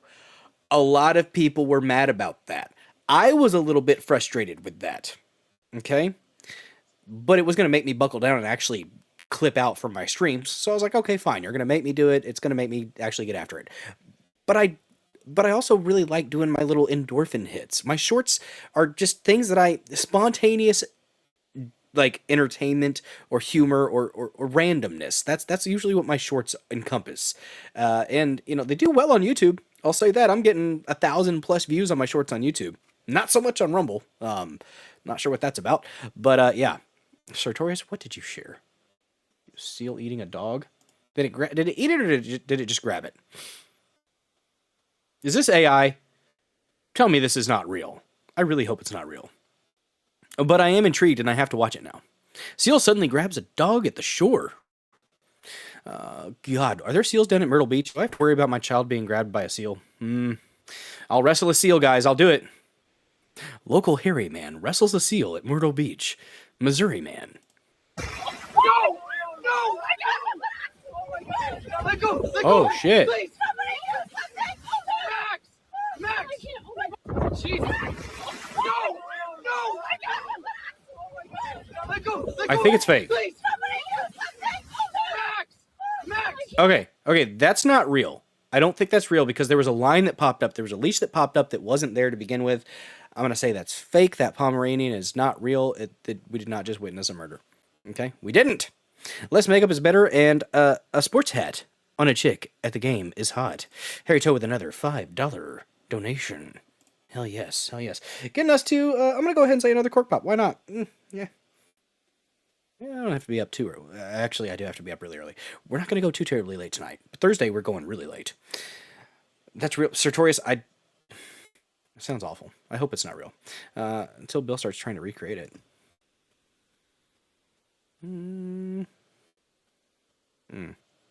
Maybe. How much to fight a seal? Oh, no. I got us to 41, 42. We're at $42, $8 away from Fancy Hat Goal, guys. And you know what? I'm going to go ahead and say we got another Cork Pop ASMR. Thank you very, very much for that. And we hit another $1 Rumble Rant. How much to fight a seal? Well, if, honestly, you wouldn't have to pay me if it's necessary to defend the innocent. I will be Justice of the Beach, and I will punch a seal right in the dick. Why in the dick? I don't know. That's just the theme tonight. Pelicans, seals, right in the crotch. That's where we're going. It's the easiest way to neutralize, honestly. That's what I've been told by very top men. Okay, top men. Only the most reliable. Thank you for that $1 Rumble Rant. Turn the chat a lovely shade of blue.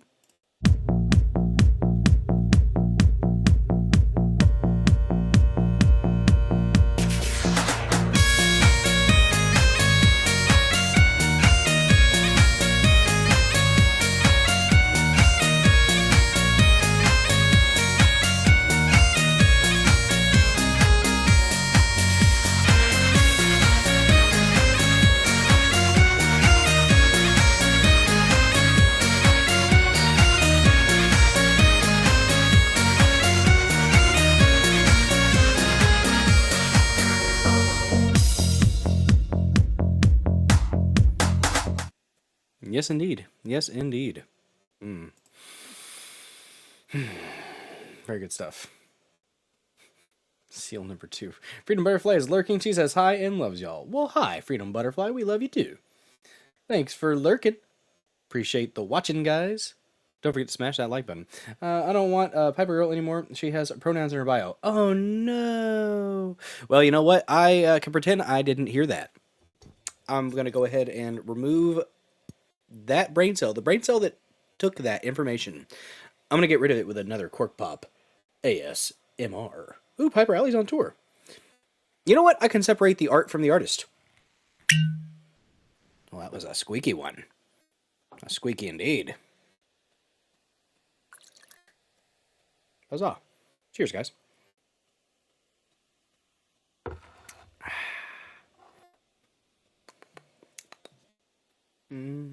I am not looking at her pronouns. That's right. I'm not. Looking at the talent. Just the talent, Laura Blades. Just the talent. 8 out of 10 pop. I'll take it. Cheers. Cheers. I'm kind of thinking about watching this next seal video. It's a short.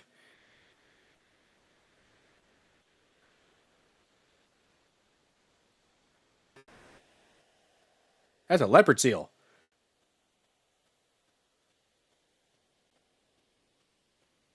Oh, that is so fake. This has got to be fake. Hey, I should be banned from social media. Yeah, I agree. First comment. You can you want to do Roasting Brothers Saturday? Oh, so Saturday I'm not going to be live. Thursday is going to be our Saturday stream. Sangland. Just so you know. For everybody that might have just popped in. Saturday stream. Not going to be able to have one. yeah, it would be rude to try to do a Saturday stream in the hotel with the family. So Thursday night, I do not have to work Friday morning because I've taken the day off because am going up to a wedding in St. James, and not Little St. James. No, no, no. So yeah, Thursday night we'll be going long and hard. Insert your mom joke. Your favorite bagpipes player is on tour right now. Hell yeah, Metal Health. Hell yeah, Piper Alley on tour. Good stuff. I saw her with some metalcore bands, so that was kind of cool. Bill Dozer has a shoe fetish. Toss him some moolah to buy fancy shoes for his lady Dozer. No fetish judgments. You know what? Don't yuck other people's yum. It's a good way to go about life. I've never understood the shoe fetish. I've never understood the foot fetish thing. You do you. You do you. If that's your thing, you have fun with the leather. No, not my thing. Never was. Apparently, it's one of the most common fetishes in America. I don't make the rules. Bill's gonna go into the island. No, not that island. That is what she said. Yes, Lunar 5th. Yes. You guys ready to get into the watch party? Hollywood, CIA, UFOs, the history, beyond Spielberg and beyond. Let's do it. Watch party. And I will be reacting to this as we go. Look at him. He's so happy. Look, he's so excited. We stopped at a really intense point, honestly, in the interview. They were getting into some nitty-gritty stuff, talking about all the UFO stuff. Let's dive right back in. Of the flyover stuff in Jersey. Were they moving a UFO around? Did they want to, I'm gonna show play you it like a little piece of a 1.25. UFO? You didn't know it was a UFO. Right. Who knows? Well, New Jersey is, you're right. They're shooting in New Jersey. At the same time, all these drones are flying around New Jersey. Yeah. What's so Picatinny special Arsenal's about right there. New Jersey? Yeah. Right. Yeah, Something. Picatinny Arsenal is right there. And I have a friend named Rob Jones who's uncovered all sorts of stuff around Lockheed kind of divesting itself eventually of this craft. To I think this is like Veritas Capital, and Right. he kind of speculates that the craft ends up in Jersey in Picatinny Arsenal. Later on, when I talk about the lineage of where I think that material went, What's the Is company that speed okay for you guys? that you think controls the I material? believe the company that currently holds that material is a company by the name of Periton, and they have November offices at Picatinny Arsenal. Whoa, crazy! Yes. So yeah, it's a little interesting. So who knows? Wow. Holy shit, Sanglin. What kind of horrific history with kids? Should I be worried? David Duchovny got his break in the Red Shoe Diaries. Oh, there you go. Look at that. Mental Health says, I have a freedom butterfly fetish. Aw. Well, that's nice. Oh, you're referring to liking Piper's boots. You know, I never even really thought about the boots. I just liked the leg kick itself. Just the attitude, the pep with that little leg kick that she did. It wasn't really about the boots, just the energy. I like the energy. Maybe that's my fetish. Fascinating. Something else you said, just to touch on, I don't know if you're aware of this, but as you said, Josh O'Connor at one point says 8 billion people have the right to know the truth. Did you know that in the first trailer? Did we go off the rails a tad bit, Don Darkstar? A tad bit. It's not my fault. It's not like I do the show. That came out, the line in the trailer was 7 billion people have the right to know the truth. Which set everybody off because people were saying either they don't know how many people are on the planet, which seems unlikely, or maybe it doesn't take place in the present, or maybe 1 billion people are alien hybrids or whatever. But isn't it interesting? It's in the trailer. And then it's not in the movie. New It's been updated updated for the movie. Weird. When I saw the movie the first time, because what happened was Bryce and I did a Need to Know episode where we talked about that, and we went down that rabbit hole. We were like, why would they say 7 billion? Like, there's only a couple ways to interpret that. And then when I'm sitting there watching the movie, and they says 8 billion. Sherry Joe, you said you missed the first part. Can I restart? I appreciate the $5 Rumble rant, but I don't know. Thank you for that $5 Rumble rant, getting us to 47. Like our president, number 47. Bam. Another $5 Rumble rant. Turn in the chat a lovely shade of yeller. While it's not gold, it's pretty damn close, guys, and I do love me some gold. I love gold.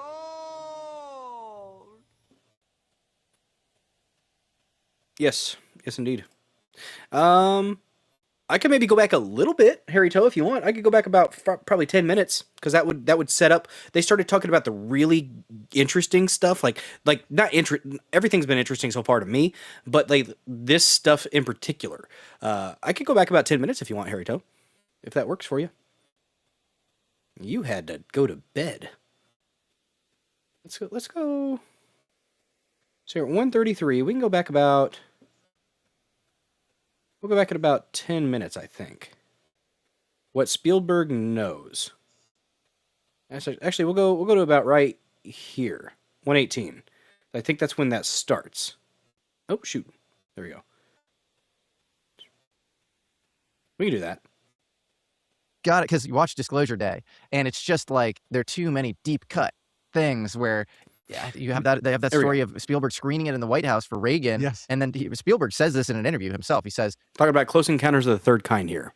Reagan looks around. He says there are about 5 people in this room who knows that everything they just saw on that screen is absolutely real. Yes. Crazy talk, huh? Yeah. Crazy. And then Reagan goes and talks to the United Nations and says, wouldn't it be great if we all united to fight off an alien invasion?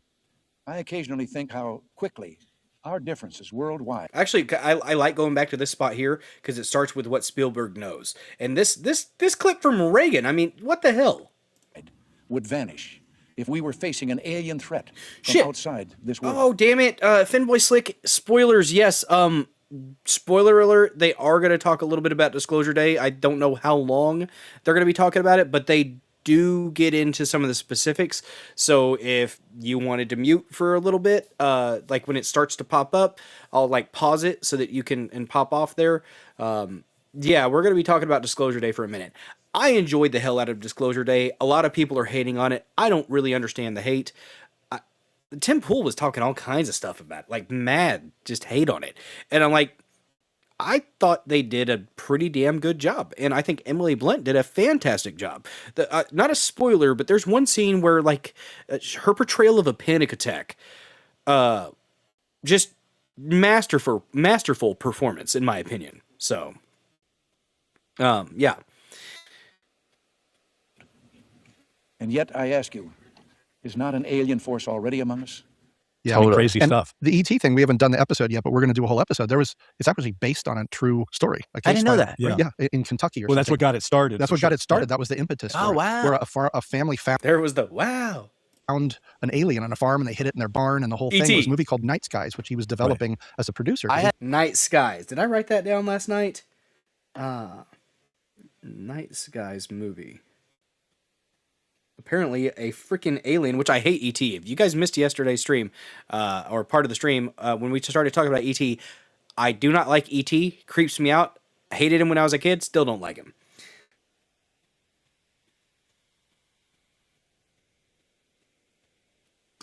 Right.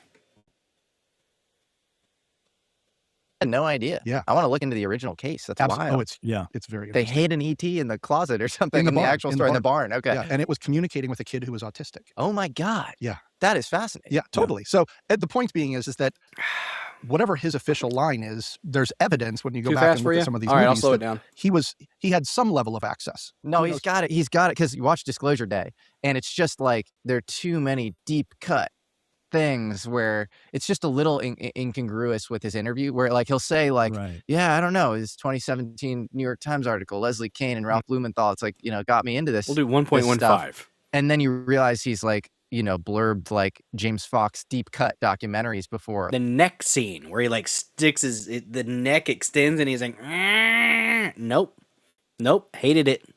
Like out of the blue, he's like, this is compelling. And you're watching the movie. And I mean, honestly, it makes me think of Emmanuel Macron's wife, and Brigitte Macron will haunt your dreams.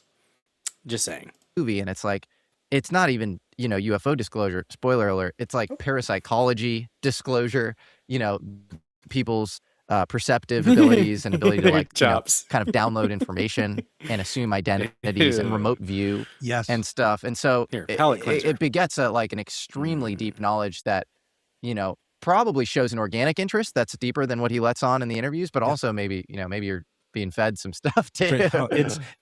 You can't go wrong with Spielberg. What is up, Jerry? Good to see ya. Said, hail, Dozer. How's you? I am doing well, Jerry. Thank you so much for popping into the chat. Appreciate the heck out of you. Don't forget to smash that like button, guys. Comment in the comment section. Repost this stream here on Rumble. Really quick, let's do a quick refresh and check out where we're at. Guys, we are $3 away from Fancy Hat Goal. I think if we hit Fancy Hat Goal tonight, it's going to have to be the Illuminable, all right? Just saying, we're covering this topic, it probably is going to have to be Illuminable. Let me shout out the repost. We got Metal Health with a repost, and myself with a repost. Guys, it's very free to repost this stream on Rumble. You do have to have a little bit of effort. You might have to say something when you repost. But it does help the channel grow. So that stuff does help. We're at 16 likes. I see 26 people watching. If you don't have an account on Rumble, really quick, to anybody who may be watching that does not have an account, take you like 4 minutes or so. Create an account on Rumble and let this channel right here be one of your first follows. Guys, that reflects positively upon me as one of the creators in the Rumble Creator Program. And yeah, I appreciate it. Brigitte Macron is a beautiful woman, more beautiful than Candace. Should I have read that in the Trump voice? Brigitte Macron is a beautiful woman. She's more beautiful than Candace Owens, honestly. Honestly, I'd take Brigitte Macron over Candace any day of the week. Wouldn't even have to get drunk. He said that. He made a Truth Social post about that. We are in a simulation. I'm here for it. UFOs. Every story is great. Just to wrap that up, we did shoot 11 days of a different, to make them happy. So that cost us a lot of money. And there's 2 versions of the Dark Skies pilot that are out there because of that. And the only reason that we survived, because this executive said they want us to give the money back to NBC and fire you guys for stealing your idea from him. So we had to create a whole legal defense and everything. And it turns out that the guy that ran NBC, Don Ohlmeyer, turned out to be our patron saint because he said to them, he got wind of it and he said, so let me get this straight. You want us to accept this, but they've already turned in the pilot to me. You know what? I'm going to air it. I'm going to air it just the way it is. F you. Yeah. Right? Wow. F so you. Then the 19... Yeah, you can't tell me what to do. Whatever. I do what I want. Non-negotiable demands became like 5 or 6 negotiable less. demands. And but by the way, one of the most bizarre moments in this whole thing, though, is while that was all going on, my agent called me and said, I've got Amblin wants to talk to you about a video game, and you get to meet with Steven Spielberg. I have never seen a real out-of-this-world alien either. Or, wait a second. How do we know we haven't? What if they're walking among us? What if the Nordics guys? What if they're just tall, pale Norwegians? Maybe they're here rowing in Times Square, and we don't even know. And I said, are they aware that... Guys, when you look into Norse mythology, talking about the different realms, the different entities, the gods coming down and stuff like that, I'm just saying that, might be something to it. The UFO lore. I don't know, maybe. They're doing this to us right now. And my agent said, I don't think so. Do you want me to tell him? And I said, please don't tell him. And he goes, I said, should I take the meeting? He goes, well, you've already been damaged once. Don't damage yourself twice. Take the meeting. And so in the middle of this, I went and sat in Steven Spielberg's office waiting. He comes in, shakes my hand, says, great to see you again. I hadn't met him, but whatever. Very nice. Hits me on the back and says, big fan of Dark Skies. Whoa. Oh, it's like a weird power play or something? Or do you think that's like he's just unaware, like the left hand's not talking to the right hand and he actually just likes You got to give unaware priority thought maybe on that, because he seemed genuine. Both Brent and I have worked with him on various projects. I worked on Taken, as you pointed out. And the only thing I would say about the meetings we had on Taken, look, we got 3 guys here. We're all interested in UFOs, and we could probably off air go another 10 or 11 hours, going, what about that? What about that? He felt like that to me. He felt, a lot of what he gets credit for, putting into his films, if you're widely read, and once he made Close Encounters, virtually everybody that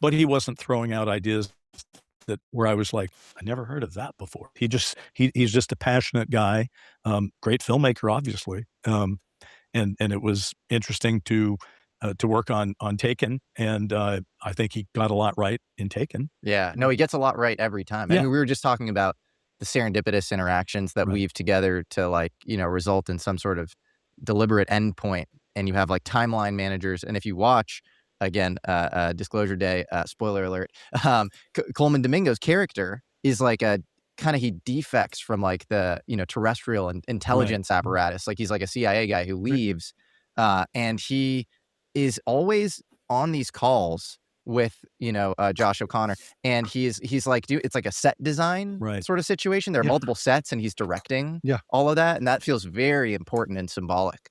Like he is a reality manager, and the whole movie starts with basically like a scene from like WWE. A totally it's like staged event. It's a staged event. Everybody's wearing a USA America hats, and it's as if what we are watching is totally fake. But that's politics, right? And so that felt very symbolic as well. And there's something going on above that, and that deals with these sort of this almost like deep state intel timeline war of people trying to almost imminentize the apocalypse of Disclosure, or stave that off in a way that is supposedly protective of some homeostasis of society, but in reality just protecting the vested interests at the top.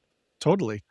Look, to add to Bryce's kind of cognitive dissonance, I was invited to come and do an interview on Taken, which is weird. Like, so both the two writers on Dark Skies are invited to come and write on Taken. Well, that's my interpretation of them reaching out to you about the video game, and then like they want to fold you in. Right. I wish they had. Well, but hell. But follow. Yes, sir, Harry Joe, $3.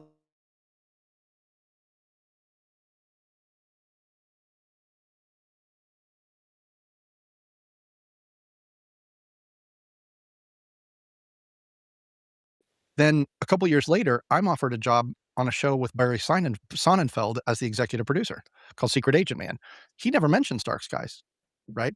But one of the people that tried to get us canceled is suddenly hiring me on another show, which is weird. Now, cut to a few years later from that, I'm working at EA, Electronic Arts, a game company in LA, and we're working on a big Command and Conquer project. And one of the other games literally did not know that EA stood for Electronic Arts until yesterday. Projects in that area is in that studio is a project that Steven Spielberg, an original IP, brought to EA because he wanted to make a video game. Best way to silence your enemies is to hire them. So get this. The game was codenamed LMNO, and it was about a woman who is human but has alien capabilities running around using the power of empathy to disarm people because the government is chasing her. Whoa. Sounds exactly like Disclosure. Fat. Spoiler alert for Disclosure Day. Pretty big theme. But that was the whole game. And the only reason it didn't get made was they couldn't figure out, it was a cool idea. They couldn't figure out how to make that work interactively. Right? It was a game in 2004 or whenever it was. And that's exactly Emily Blunt's character, like shapeshifts and does kind of signature management where everybody sees their former child or their or their ex-wife or their whatever, and then they sort of get manipulated into doing things as a result of that. In that final. So he had obviously been interested in telling that story 20 years earlier. Well, he told a version of it in Taken. The Dakota Fanning young girl has those same kind of psychic powers and empathy, right? Yeah, he's clearly been it's, so deep on this topic for so long. So, okay, spoiler alert for Disclosure Day. The power of empathy. That's a funny pause for Jesse Michaels. He's having a good time. But anyways, so the power of empathy. So Disclosure Day. One of the things that they use empathy with the psychic manipulation or telepathic manipulation that Emily Blunt, that her character uses to get past certain checkpoints and stuff like that.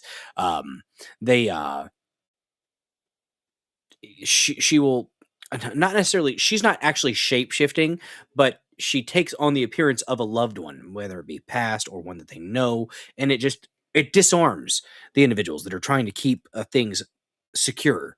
And it does get kind of like, okay, wow, she's just able to just walk through a sea of people because they walk up to her and then they instantly are disarmed and like, oh crap, never mind, I'm gonna back off because that's my long lost loved one or whatever. So that's kind of what they did. But what is up, Slidey Pie? Good to see you. When I was 17, I worked at May Company and the blonde guy from The Man from Uncle came in. Well, that's cool. Good to see you, Slidey Pie. Thanks for popping in. Appreciate you being here. Don't forget to smash that like button, comment, repost, all the good things. What was interesting to me about Disclosure Day is the end of the movie, I think, almost felt, exciting and cool and wild because you're seeing, this. Spoiler alert for the movie Disclosure Day. Spoiler alert for the movie Disclosure Day. About to kind of talk about the ending of the movie. Kind of. Not her. It's it's interesting. And obviously, Steven Spielberg has been read into some of these things. Some of the UFO files that we've gotten from this administration, literally, it's like some of the videos, they were Hollywood versions of those in Disclosure Day. Fascinating. Mental health coming in with a... I think I got all of them. Slap of that peach. Guys, did everybody get gifted a sub? I think everybody's got gifted a sub. Yep. Everybody that could get one got one, I believe. We're going to press play. Sure. Big spoiler alert. This drop of all these alien files and, crashes, real historical crashes, as we all know, and alien bodies and stuff. But it's almost like the real Disclosure was actually like the entire movie leading up to that. Yeah. Around the kind of deeper threads of like, parapsychological interactions between people. And then at the end, it's like this like arbitrary kind of like data Slidey Pie, we are $3 away. And you're like, wait, where are you getting that? Where are the aliens coming from? What does all of this mean? Yes. And so the Disclosure is really like the unspoken stuff in the beginning. I felt the exact same way because I felt at the end, the disclosure that the public was getting, right, in the movie, the public, was the disclosure we're getting right now, which is just a bunch of videos with no context and whatnot. But better videos. But better videos. Yeah, But the real disclosure, to your point, happened outside of the public's eye. It was the story we were being shown, right? And so there's this whole meta quality about that movie that I think it raises a lot of questions. If you go all the way back to, well, what did Steven Spielberg know? When did he know it? And with Disclosure Day, as we... Really quick, thank you so much, Harry Toe, for the repost, Thanos Jerry for the repost, and the comment. Appreciate the heck out of you guys helping this channel grow. He found out the hard way. He's got to be one of the most powerful, if not the most powerful person in Hollywood, right? They can get someone to say, burn the negative. What are the chances that a man at his age, going on 80, the last couple of years of his filming career, potentially, he's going to invest in a movie called Disclosure Day without any guarantees that it will not be irrelevant by the time his movie comes out. Right. I'm serious. No, it's what are the chances? Again, coincidence. Is it a coincidence No. that it somehow all worked out? I've seen him in interviews say, yeah, it's just like, it's amazing. It's coming out at the exact right time. It's like, well, yes. But then he's also taken it much further in some of these interviews, which is saying the movie's much more truth than fiction. Yeah, he is saying that now. I mean, he's literally coming out and saying that. But then he'll also, at the same time, he'll say, I don't know anything that you don't know. I don't know if that's correct. He says I think that a you lot. might know a few more things than the average person. He did raise the bar for himself because when's the last trailer that you saw that has the director interviewed in the trailer? That's what his last trailer was. And what is he saying in the trailer? This stuff is true. Right. Harry Toe coming in. He says, I infected all with a red rash. I can rest now. Harry Toe coming in with a $3 Rumble rant, getting us to fancy hat goal. My goodness gracious. And it turned the chat a lovely shade of green. Guys, when the chat goes green, I have a sound. I do have a sound, and I must play the sound. Don't forget to... Smash! That like button. Okay? Okay. Which hat would you like me to put atop my dome? Would you like the foil Illuminipple? I feel like the Illuminipple should happen. I have other hats. I have Grogu. I have the Burger King Grogu hat. We could go with this one, Harry Toe. I usually leave it up to the person that gets us across the line, across the finish line for Fancy Hat Goal, of which hat I shall put atop my head. There are many options. Which would you like, Harry Toe? Which would you like? But first, I'm excited. Okay, I am. So we are going to play a little bit of Jews in Space. C. Jews in space.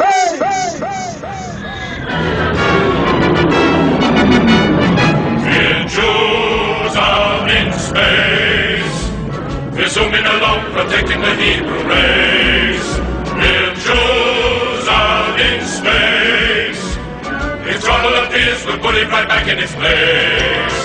When Goyim attack us, we'll give them a smack, we'll slap them right back in the face.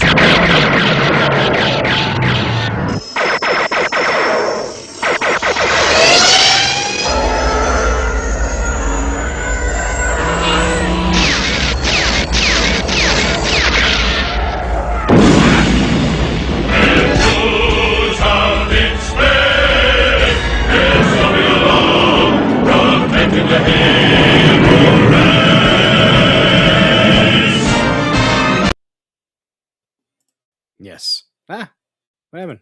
There we go. And it's good. Foil, clearly. Yes, indeed. Wait. Guys, Fancy Hat Goal on a Tuesday. Nyeh. I formed it. The last stream. Made it better, faster, stronger. Nyeh. There we go. Thank you for the support tonight. I don't deserve it, but I sure do appreciate it. Right? So he's got a movie called Disclosure Day. He's in the trailer saying it's true. That's probably why his movie is polarizing in the UFO community. I sometimes wonder, you have the video of the two grays that Josh O'Connor shows his girlfriend. So, he leaves this kind of private corporation, he defects, and he's kind of this Ed Snowden type who takes with him the secrets of the alien presence, the nature of reality, which should not be held from the 8 billion people on Earth. And he's showing this video to his girlfriend. And you see these two grays for a second, and then it kind of moves away from that. And then you see some other really kind of intense stuff. And I wonder, those two grays probably, aren't real, but you have that whole data drop at the end as well with all the videos back to back to back to back. Is there one thing in that entire video, an entire video montage that is real? I wonder if there's one thing in the movie that is a real artifact, and then you can always, then that's how you inoculate the public. They've all seen the thing, and then you point back and you say, that thing that you saw was actually real. And well, what's crazy is those videos, some of the videos have already come out. And just watching Disclosure Day is after you already saw the videos. They're not exactly the same. The ones in the movie are Hollywood vibe, but pretty much what you see in some of the videos from the UFO file drops are what is represented in Disclosure Day.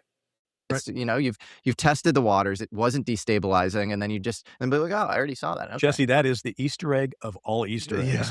If that happens. Well, to take that one step further, my buddy Chris Ramsey, who runs a great show called Area 52, he has a theory that maybe the UFO flap that showed up, the drones over New Jersey in November of 2024, this thing, Disclosure Day was filmed in New Jersey in late 2024. And we all know that UFOs seem to show up when you move material around. Yes. And so, and exotic science experiments and stuff. So was, some of what was used in the movie actually real, and was that provoking any of the flyover stuff in Jersey? Were they moving a UFO around? Did they want to show you a little piece of a UFO? You didn't know it was a UFO. Right. Who knows? Well, New Jersey you're right. They're shooting in New Jersey at the same time. All these drones are flying around New Jersey. Yeah, what's so special about New Jersey? Yeah, right. Yeah, Picatinny Arsenal is right there, and I have a friend named Rob Jones who's uncovered all sorts of stuff around Lockheed, kind of divesting itself eventually of this craft. To I think this Veritas Capital, and he kind of Harry, you're the one that turned me on to Area 52. Fun channel. You guys should definitely check them out. Speculates that the craft ends up. They were going to be doing a tour, I think, but then finances were an issue and they weren't able to get it done or something. A venue. I think the venue was an issue. They were going to be doing a live kind of thing. I think. Pretty sure it was Area 52 because I remember seeing a post from him on X. I'm pretty sure. In Picatinny Arsenal. later on, when I talk about the lineage of where I think that material went. What's the company that you think controls the I material? believe the company that currently holds that material is a company by the name of Periton, and they have November offices 2024. at Picatinny Arsenal. Whoa, crazy. Yes. So yeah, it's a little interesting. So who knows? Wow. But- Fascinating. Something else you said, just to Oh, touch yeah, on, the I don't know if anti- you're aware of this, but as you said, Josh O'Connor at one point says, I haven't covered the sentencing of the Antifa twat waffles down in Texas that shot up the ICE operation, but yeah, they got hundreds of years of sentencing in prison. Like, I think 7 to 10 or something. Which, I mean, that's a start. Okay, that is a start. I'll take it. More needs to be done. More needs to be done. That is a white pill, guys. Seeing some of these Antifa freaking soy boys, garbage human beings, it's nice to see them actually be held accountable. We need more. We need to get the people that are funding the operations held accountable as well. But some of these people got like 70 years, 50 years, 100 years. The leader got like 100 years, I think. Crazy stuff. Really, really happy to see it. Yeah, leader of the group that attacked Texas ICE facility hit with a 100-year prison sentence. Amazing. And Slidey Pie coming in with a $1 Rumble rant says, "Dance, baby, dance. Well, ask and ye shall receive." Guys, the chat, it hath gone blue once more. And if the chat goes blue, you know what we must do. We must play a blues song. We're going to play a little bit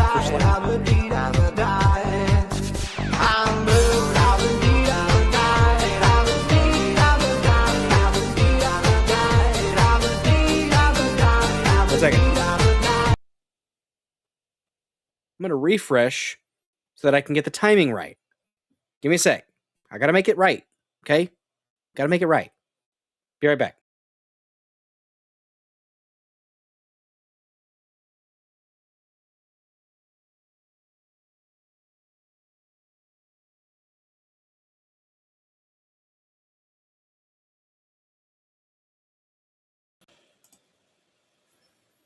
I hope I'm back.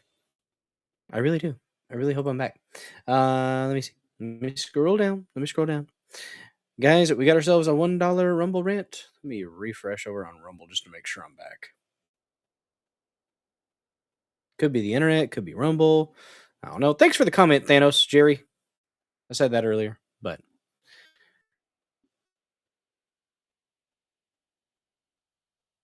and we're back. Good deal. And yes, thank you for that $1 Rumble rant. Turn the chat a lovely, lovely shade of blue. When the chat goes blue, we must dance.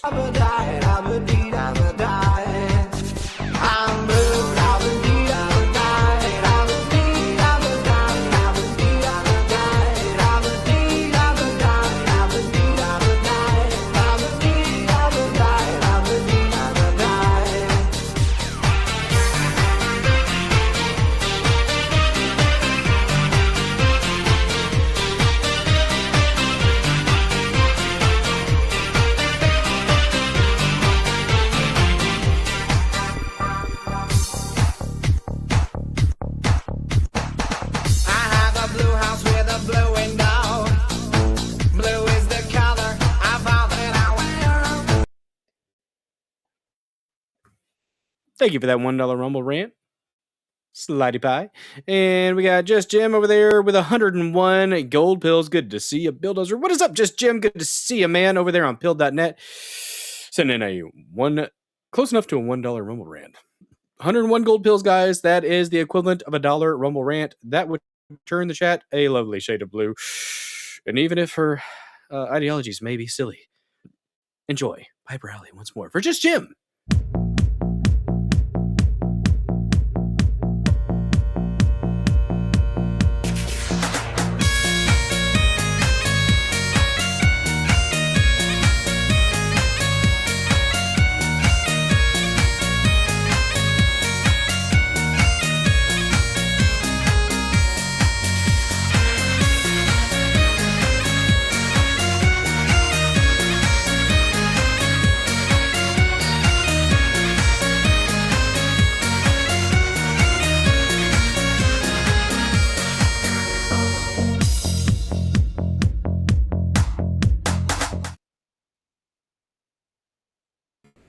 Yes, indeed. Yes, indeed. By the way, we are at Fancy Hat Gold. Cue the hammer, pop it in over there on pill.net as well. If you're wondering why the foil hat, aka Illuminable, atop my head, we reached Fancy Hat Gold largely thanks to Harry Toe, you beast of a lad, you. Mad lad. Mad lad. You don't like she, her anymore. Separate the artist from the artist. You gotta separate the artist from the art. Art from the artist. There we go. Did I say artist from the artist? I did. Shame on me. Shame on me! But not shame on this. Back to the interview. It's good stuff. Excuse me. Bam. There we go. 8 billion people have the right to know the truth. Did you know that in the first trailer that came out, the line in the trailer was 7 billion people have the right to know the truth? Which set everybody off because people were saying either they don't know how many people are on the planet, which seems unlikely, or maybe it doesn't take place in the present, or maybe 1 billion people are alien hybrids or whatever. But isn't it interesting? It's in the trailer, and then it's not in the movie. It's been updated for the movie. Weird. When I saw the movie the first time, because what happened was Bryce and I did a need to know I episode. love that scene from Deadpool, Cue the Hammer. Where we talked about that and we went down that rabbit hole. We were like, why would they say 7 billion? Like, there's only a couple ways to interpret that. And then I'm sitting and watching the movie and they says 8 billion. And I'm like, is this the Mandela effect? Like, what is going on? And I'm thinking, am I losing my mind? Like, we had a whole conversation about this in an episode. So after the movie, I like had to go back and watch our episode. I'm like, no, that happened. That happened. But why would you change that? I don't know. Seems possibly deliberate, or maybe they got shit for the 7 and that, but that you don't really, that's not an oversight that you make on a movie of that level. Think of how many people had to see it in order to actually become a trailer on the before that trailer got got out, hundreds of people saw that, including Spielberg and Kep and all the gang. There's only one. I mean, there is one theory, which is full well that it's wrong, but it's kind of your little thing that you'll drop in and get people talking, speculating about. Or it's like either the dystopia. My goodness gracious, the Quiet Part Pod is rated this episode of the Dozer Den on Rumble. Hell yeah, thank you so much for the raid. Guys, follow the Quiet Part Pod. If you have not yet done so, worth a follow, worth a watch. Appreciate the heck out of that raid. Thanks for being here. Smash the like button. Follow the channel. If you guys didn't know, I stream Monday, Tuesday, Thursday, and Saturday at 9 p.m. Central. Monday, Tuesday, Thursday, we do about 3 to 4 news topics with palate cleansers sprinkled about. Saturday streams, there's a hangout stream, a chill stream, a decompressed stream for all you amazing killdozers here in the Dozer Den. Saturdays, one of the main things on Saturday, gotta get the words out. We might have 1 or 2 official topics, but for the most part, we take music video requests for the Dozer Den DJ Hour, where you can rock out with your cock out, jam out with your clam out. Those are the only 2 options, guys. If you are intersex, I ask that you please, for the love of God, just pick a fucking lane already.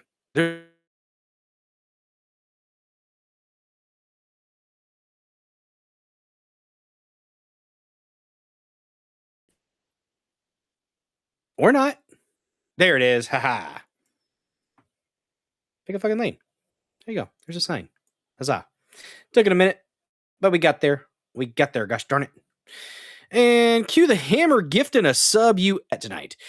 Gifting a subscription.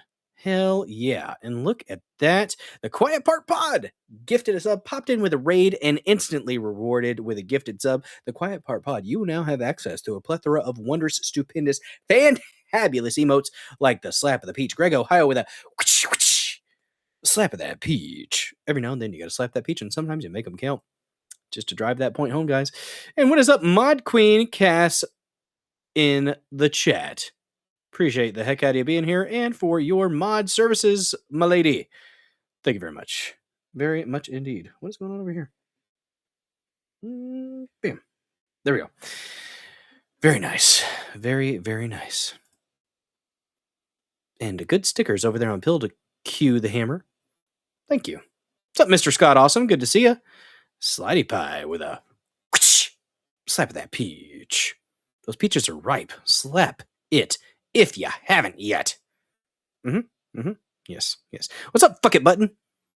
Guys, I used to work, how where's the way I say this? So one of the things that we did in one of the former jobs that I had was you had a bucket of things that your issues, your stuff, you put it in the bucket. It's the stuff that you kind of put to the side. You're not going to deal with that right now. You're going to focus on other things. You know what? You put it all in this bucket, and I called it the fuck it bucket. Yes. So the fuck it button made me think of the fuck it bucket. Look at that. Gifted a membership by wait, who got gifted the membership up here? The Quiet Part Pod was gifted. Oh, we had 2 in a row from Q the Hammer. My gosh, back to back. Hell yeah, getting us to 61 on the night. If you guys are not careful, we're going to end up hitting the Shades goal. Okay, it's $75 worth of donations on any stream that we do. I'll put on the Shades, and I'll give you one of the best, I think, Macho Man Randy Savage impressions on Rumble. That's right, Lady Dozer. She worked her fingers to the bone with super glue and rhinestones for these Dollar Tree sunglasses, guys. Very, very high quality. Very high quality. After Lady Dozer added her special touch. Very, very, very special. What is up, CW? Good to see ya. Look at that. Look at that. Appreciate you guys' support and the fact that you're here having a good time. I hope that's what you're doing, guys. It's part of it. That's part of it. The saying is, chuck it in the bucket. Yeah, chuck it in the fucking bucket. Laura Blades knows exactly what I'm talking about. Laura Blades knows. Similar kind of fields. So many rashes needed. That's right, guys. Don't forget, when you hit that red present box under the live chat, you can shower the chat with your love, or spray the chat with your love. Whatever verb you want to use, I'm not going to judge you, okay? I'm not. Talk about stuff and things here in the Dozer Den. Stuff and things. Look at that. CW gifted a membership from Fuck It Button. My gosh, guys, I'm not going to lie. You like that, just Jim? Yeah, fuck it, bucket. You have several. Nice. My gosh, you guys are on fire tonight. What got into y'all? I'm not complaining. Getting us to 65. 66 on the night. We're less than 10 away. 10 away from the Shades goal in a mean Macho Man Randy Savage impression. $9 more, and it's gonna happen, guys. You're making things pop. You're making things happen. I'm not gonna lie. This is the response. It's a happy goat. Here's a happy duck.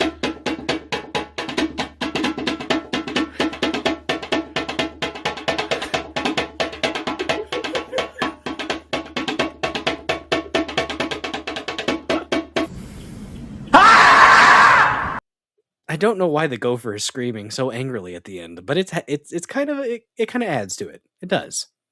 All the people getting their rashes. Heck yeah. Is it a full moon? Not quite. The duck did rock. Yes. Excuse me.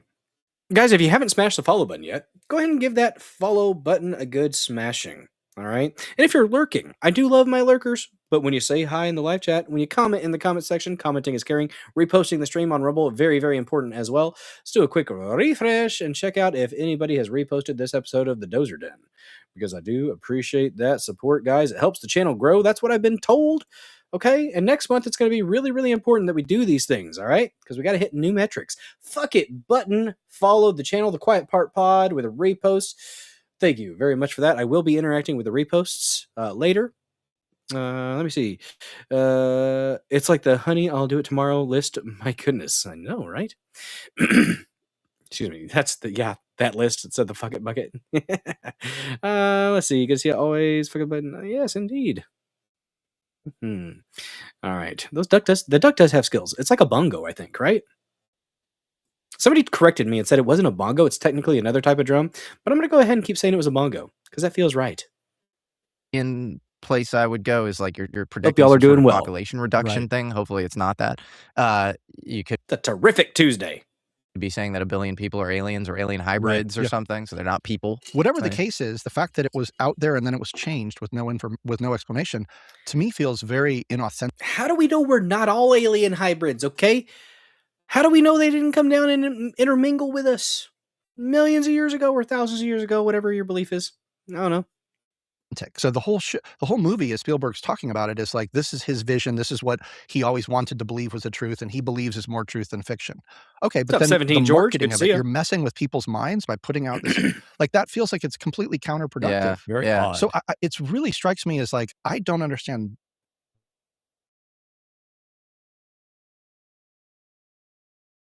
preposterous. So what is going on? I don't know. It's so fascinating though, and there's so many deep threads where it's like you have this almost invisible college equivalent. Invisible college obviously is this coined by Jacques Vallée and J. Allen Hynek, of course. But it's like this ragtag team woven together through serendipitous events where they're calling each other just at the right time to not get killed in the nick of time and hide the hard drives. If you're just popping in, and then guys, we're doing a bit of a watch party of this Jesse Michaels interview. It's on American Alchemy with Brent and Bryce. One of them is Friedman, or I think they are the creators of Dark Skies, and they were involved in Taken, the series about alien abductions, and the Taken movie with Liam Neeson's. Okay, we're a different type of abduction. They talk Spielberg, what he knows, what he doesn't know, predictive programming type of stuff. I'm 100% America. No alien is in this DNA. The A stands for America in DNA for you. Makes sense. Makes sense. Have the kind of establishment structure that's really trying to just stave off disclosure, but they're sort of getting manipulated. Damn, CW, did you get a damn hemorrhoid? That sucks if that's the case, man. Manipulated by this higher force that can even cause defections among them. Mm-hmm. And you have Nathan Twinning left. 12 intelligence officers left us, and this is Wardex who holds the secrets of UFOs. And they say Nathan Twinning, and Nathan Twinning is probably Nathan Twining, right? Who's head of Air Material Command. 1947, he wrote the Twining memo. He was rumored Majestic 12, and 12 people are missing, but they're sort of defectors from the intelligence. Oh shit! I not made that connection. The Majestic 12, and there were 12 scientists. Whoa. Dark Skies, the tagline for Uganda Airlines. I thought it was Spirit Airlines.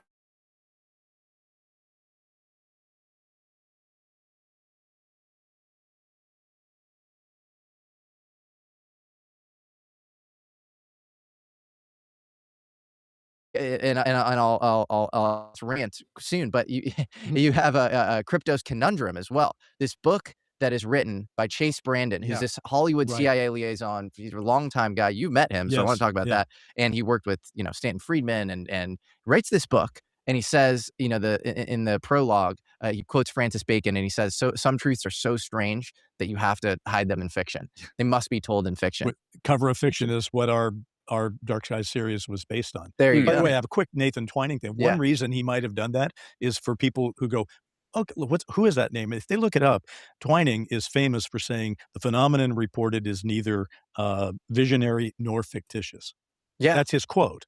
Okay, and that's a great quote. So it's sort of like that's a little Easter egg to get people to talk about it. But yes, Chase Brandon. Should we talk a little Chase? Well, because he kind of predicted the Majestic 12, or he writes about it in a way that's really deeper than all the Majestic 12 really came from these sequential document drop memos from back the 80s to the 90s. Right, yeah. But a lot of that stuff, outside of maybe the first batch, which seemed legit, seemed like kind of passage material and fake and meant to maybe catch some Russian spies or something. Yeah. But the way Chase Brandon writes about this, group, they come out of the Office of Strategic Assessment, which was a subgroup of the Office of Strategic Services. And you have this guy named Chalmers, who's this math whiz, and you have this sacred object, which also shows up in Disclosure Day. Yeah. And it's like these beings show up to them and know more about them than they do. And they have these almost near-death experiences, or experience this liminal space where they're taught more about reality than when they come back. And they come back and they sort of forget their purpose, and they have to get reactivated to remember their purpose. And I was reading something earlier today about the yellow folder, or the yellow book, apparently, that was recovered at Roswell, where it's like a book. I think it was called the Yellow Book. And they say a yellow book because when you access it, it's a hologram that shows like a yellowish light, and it's not something you read necessarily, but from what they reported, this is just complete hearsay, probably complete bullcrap. You experience the information. You don't read it, you experience it. So it's like it's, I guess, beamed into your head kind of thing. And it was like the true history of humanity and how civilizations have come and gone on this planet and stuff. Fascinating. It's food for thought. So I was chewing on it. All of this feels so, All right, I'm going to put that on a shirt, guys. I'm going to put it on a shirt. That's food for thought. Chew on it. Yep. prevalent. Am I the first person that said that, or did somebody else say that? Somebody else probably has said that before. It's original from me, though. And ubiquitous in Disclosure Day, where you have these like almost like star seeds being activated or something. And I think the red cardinal activating them. I wonder if that's Damn it, it's not a red Sartorius. cardinal, it's bluebird, which is the pre MK Ultra sort of thing. Which anyway, I don't know. Whoa, yeah. Well, and all the animals in Disclosure Day, people criticize them as being CGI kind of thing. Gorlock the Destroyer. No! Oh, that man is disgusting. Excuse me, it's Pride Month. That beautiful, brave, gigantic woman that has a penis. Speaking of Michelle Obama. No! And not being, obviously perfect. And yet Spielberg has so much money that he ought to make them perfect if he wanted to. So they're not perfect by choice. Maybe they're not perfect because... That sounded like a big last...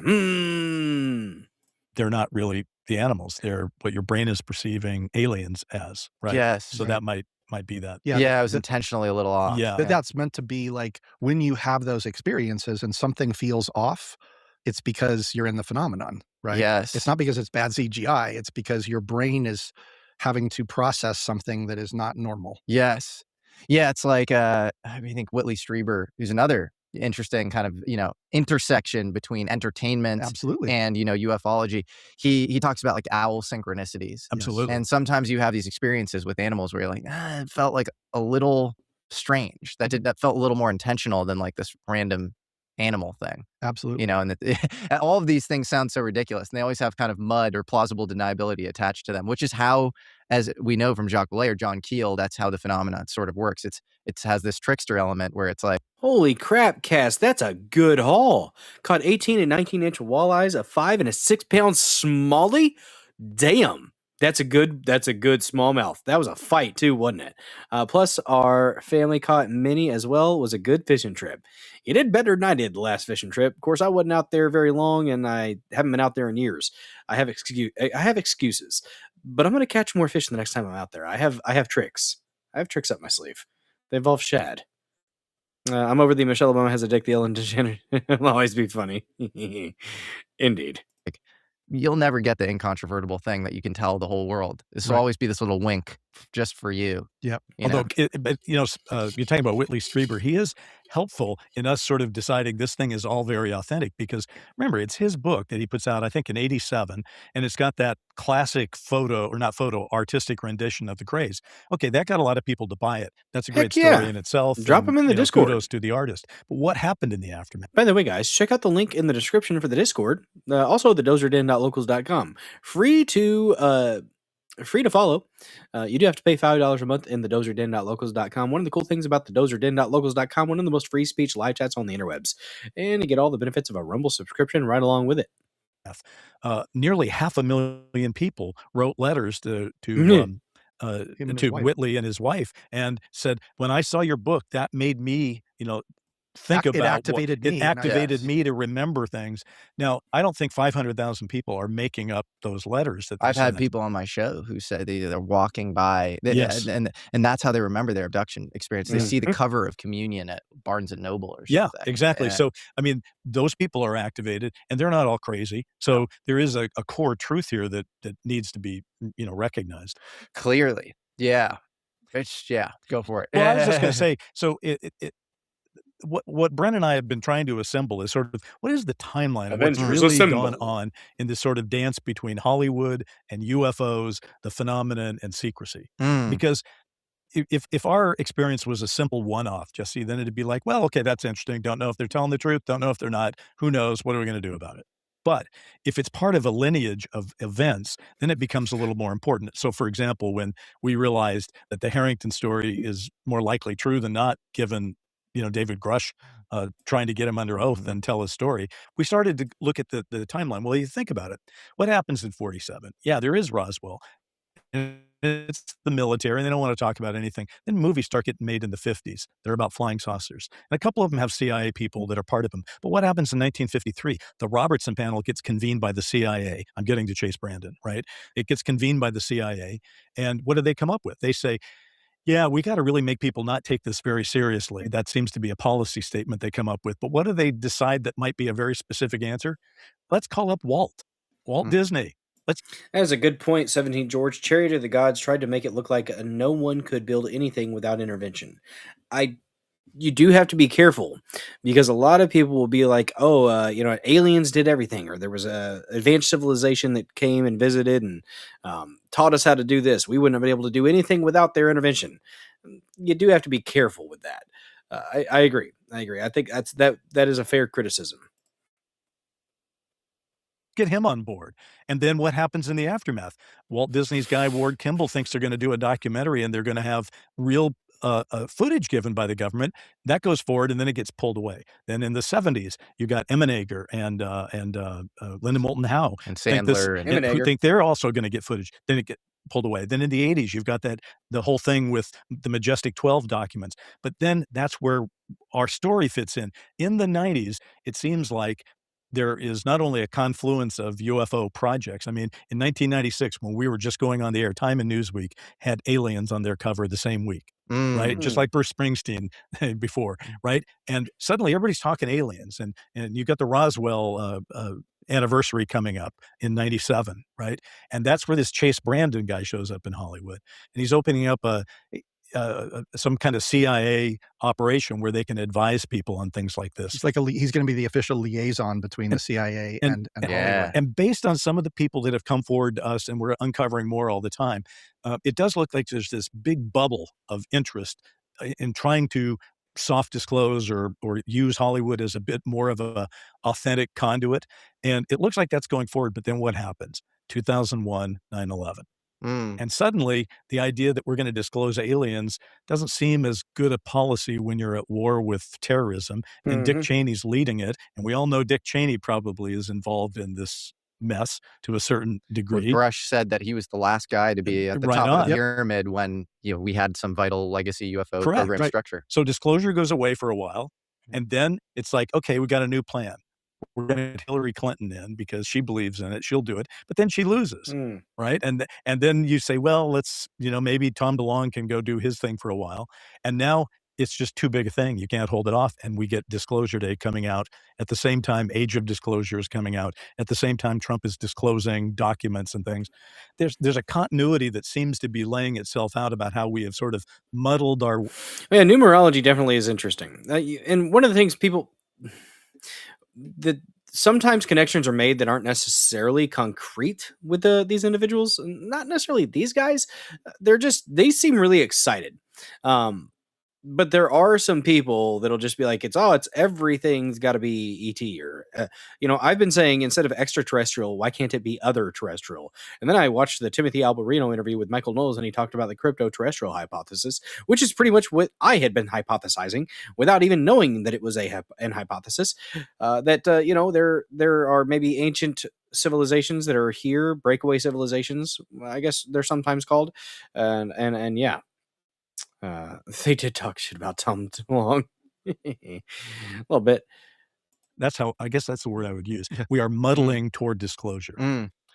Bryce, you said something really interesting early on. You said that when you were working with Ross Coulthart, you met Grush alongside him, and that you conducted maybe the first interview with David Grush. I didn't conduct it. Ross did. Ross put it on camera. You put it on camera at your house. At my house. At your house. Yeah. What was that like? Well, it's so weird. Did he learn anything interesting? Or? Well, I mean, it's become an interesting artifact. I mean, because again, what Brent and I are all about, and it seems like you're about it too, which is let's bear witness to this moment in history. So let's all sort of be transparent.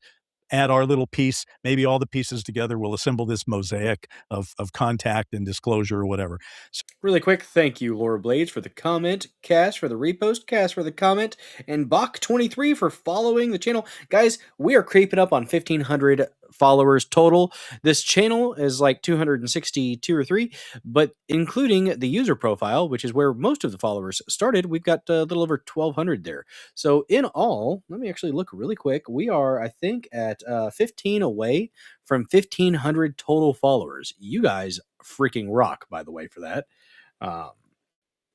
We are at 1,490. Holy crap, we're 10 away, guys. We are 10 followers away from 1500. That's awesome.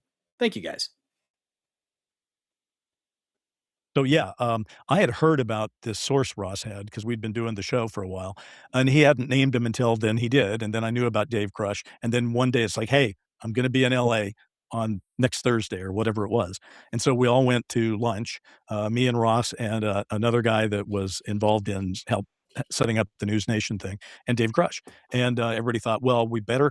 Again, I thought we were doing it for practice. The idea is like we don't want Dave to fold his cards on News Nation and do a bad interview. Let's give him some practice. And so everyone looks at me, you're the Hollywood guy. Can't you get a camera over here? And so I called my son, who's the director. I said, hey, Jared, do you think you could come over here right now and shoot an interview for me? And like all kids, he's like, well, Dad, I'm kind of busy right now. And I said, I'll give you $500.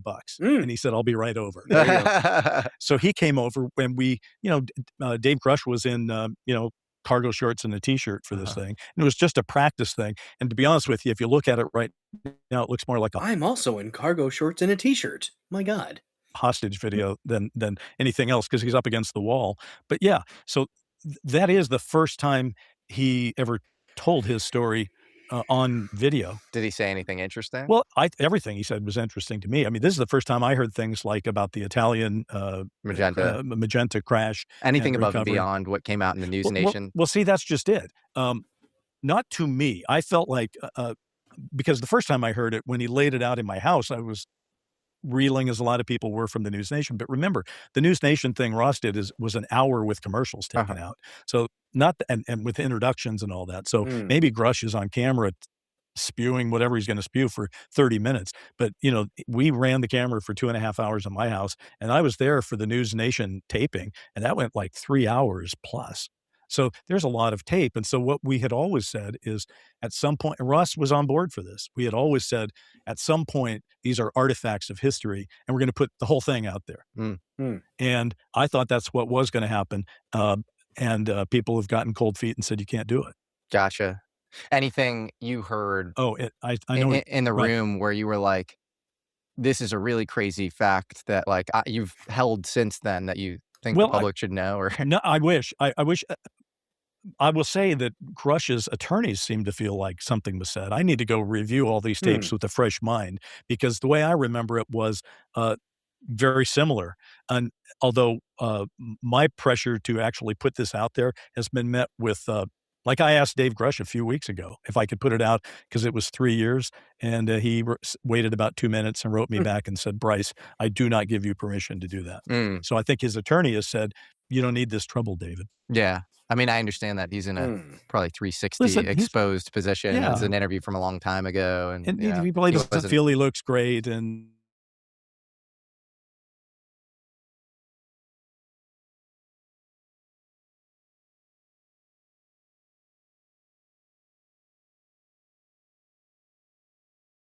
he said in that interview that he didn't say to Coulthard, that would be worthy, and maybe that would be the one a lawyer wouldn't want him to put out. But I sat there through both and did not see the difference. I think it might end up having a really positive, unintended effect of like, this is this guy, and it's totally candid, like not media trained, like first little trial run, and he was consistent on all of the same things that he said. Yeah, I think that's just a important piece of history. Just like, for example, the News Nation thing. Why did they change their minds about that? Ross said all along that the whole thing would go up on the internet, and then people changed their minds and said that they couldn't do it. I'll tell you what, I'll make you a deal. I will watch them.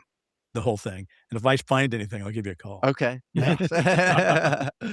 Brent, you are a lifelong experiencer. I am. Yes, I'm kind of the Mulder to Bryce's Scully. Oh, there you go. I don't do autopsies.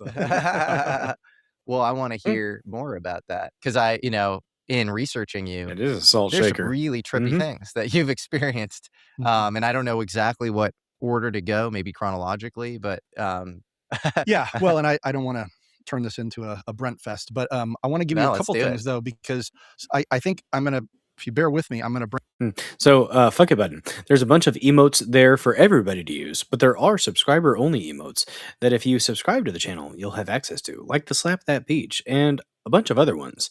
I spent, actually, the first time I went through getting all the emotes added to my live chat, I spent probably an hour or so going through all the ones and saving and downloading and uploading. Yeah, I actually put a lot of thought and effort into it. Did I bring Cosby back? Gosh dang it. Was there a Cosby one? I think there was a Cosby one that I forgot to add. Sorry, CW. There you go. Fuck it button. With a slap of that peach. Little bam. That's right. You got gifted a sub earlier, didn't you? Hell yeah. Bring this all the way back to Disclosure I think Day it in a very showed up for strange me. way. Yeah. And that's really kind of the microcosm of my life. If you look back at a bunch of things that have happened to me, there's weird pattern recognition that you can apply and say what seemed like a curse or chaotic was actually very beneficial and was a sequence of events. And sometimes they're out of time, right? Like this had to happen for this to happen. No, this had to happen for this to make sense, right? You know, it's like, so I say all of that because I think that the couple things you need to understand are, to start with, I need to give you my philosophy, which has been born of all of this. And that is that we look at the phenomenon. Damn it, fuck it button. Millions of peaches, peaches for me. Millions of peaches, peaches for free. Going to the country, gonna eat a lot of peaches. I love that song. The Presidents of the United States of America. We played that on the Dozer Den DJ Hour streams. As this broad kind of way of saying that it's like the Twilight Zone. You kind of get into it and things just don't make sense. You're no longer in consensus reality. So, but we also do something where we put things in silos or in buckets, and we say there's UFOs and aliens. Fuck it bucket. And we say there's the paranormal. That's very different. And then we say there's the afterlife. I've had experiences across all three of those, and I'm saying it's all the same thing. In that the commonality is consciousness, right? It's the commonality is those experiences are being filtered through my consciousness. And so I have a version of a UFO or a UAP experience. I have a version, Brent's version of a paranormal experience, and I have a version of the afterlife as Brent, right? And it's that continuity of my consciousness is what makes all of those unique and authentic. To anyone else, it's like, well, that's just an interesting story, right? Until you've lived it, until you've experienced it, that's the only truth that I believe you can count on. But because I've had all of these strange experiences, I realize everyone else is just trying to think of it like, what's the... Fuck it button, are you a lady? Did I call you a guy, but you're a girl? My apologies if so. Objective way, the rational way to view this. Let's just look at, it's too hard when you start lumping in paranormal and UFO. Now suddenly I'm on Skinwalker Ranch. It's all confusing, but it is all part of a spectrum. It is all informed by one kind of idea, large idea, probably the biggest elephant in the Oh, I called a bucket. room, if you ask me, about human consciousness. Because the button bucket. And I want to get into nice. the core stories, but I fully agree. I think if you actually get into like kind of the upper echelons of, you know, former program or program adjacent people and what they talk about and the way they talk, whether it's Jake Barber feeling emotional and locked on to the craft. Maybe this dude is nuts. I'm sorry. This guy strikes me as a psycho. And I mean, look at it. The eyes. It's in the eyes. You can tell. They're right there. Okay. Maybe there's something to it. But when he started talking about how you had to be left-handed and gay to have interactions with the craft, I'm just like, or not. Or not. Do we have to make it a gay thing? Are they Galians? Is that what we're talking about now? Are we talking about Galians? Okay. Either emotionally got. I am neither left-handed nor gay, and I have had some interesting experiences with orbs. Okay. God damn it. Okay. Never mind. Just erase that last sentence was never uttered. Hiding or manipulating him, depending on how you want to look at it. Or it's Jim Lukatsky talking about like some higher Platonic order and like, you know, like with the mental interfaces and that sort of thing. You get into far deeper truths, which the Office of Naval Intelligence has also always been into. This idea of parapsychology. They were working hand in glove with the, you know, Princeton Parapsychology Lab, with Stanford Research Institute. And ultimately, you know, if you go look at those experiments, like random event generators, this idea that the mind can sort of non-locally affect these, what are supposed to be random, you know, quantum mechanical events, everything else that you say has to be downstream of that. Absolutely. Your reality has to be sort of local to you True, and fuck it, button. sense made by you, and you have a unique interface and I have a unique interface.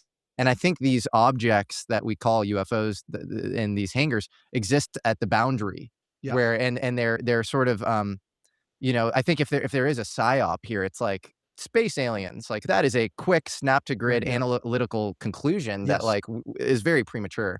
But okay, I want to get into the whole story. So, the first thing you need to know is that for reasons I cannot explain that really make no sense, I have seen 6 people die in pretty horrific ways right around me throughout my life, and they were all strangers.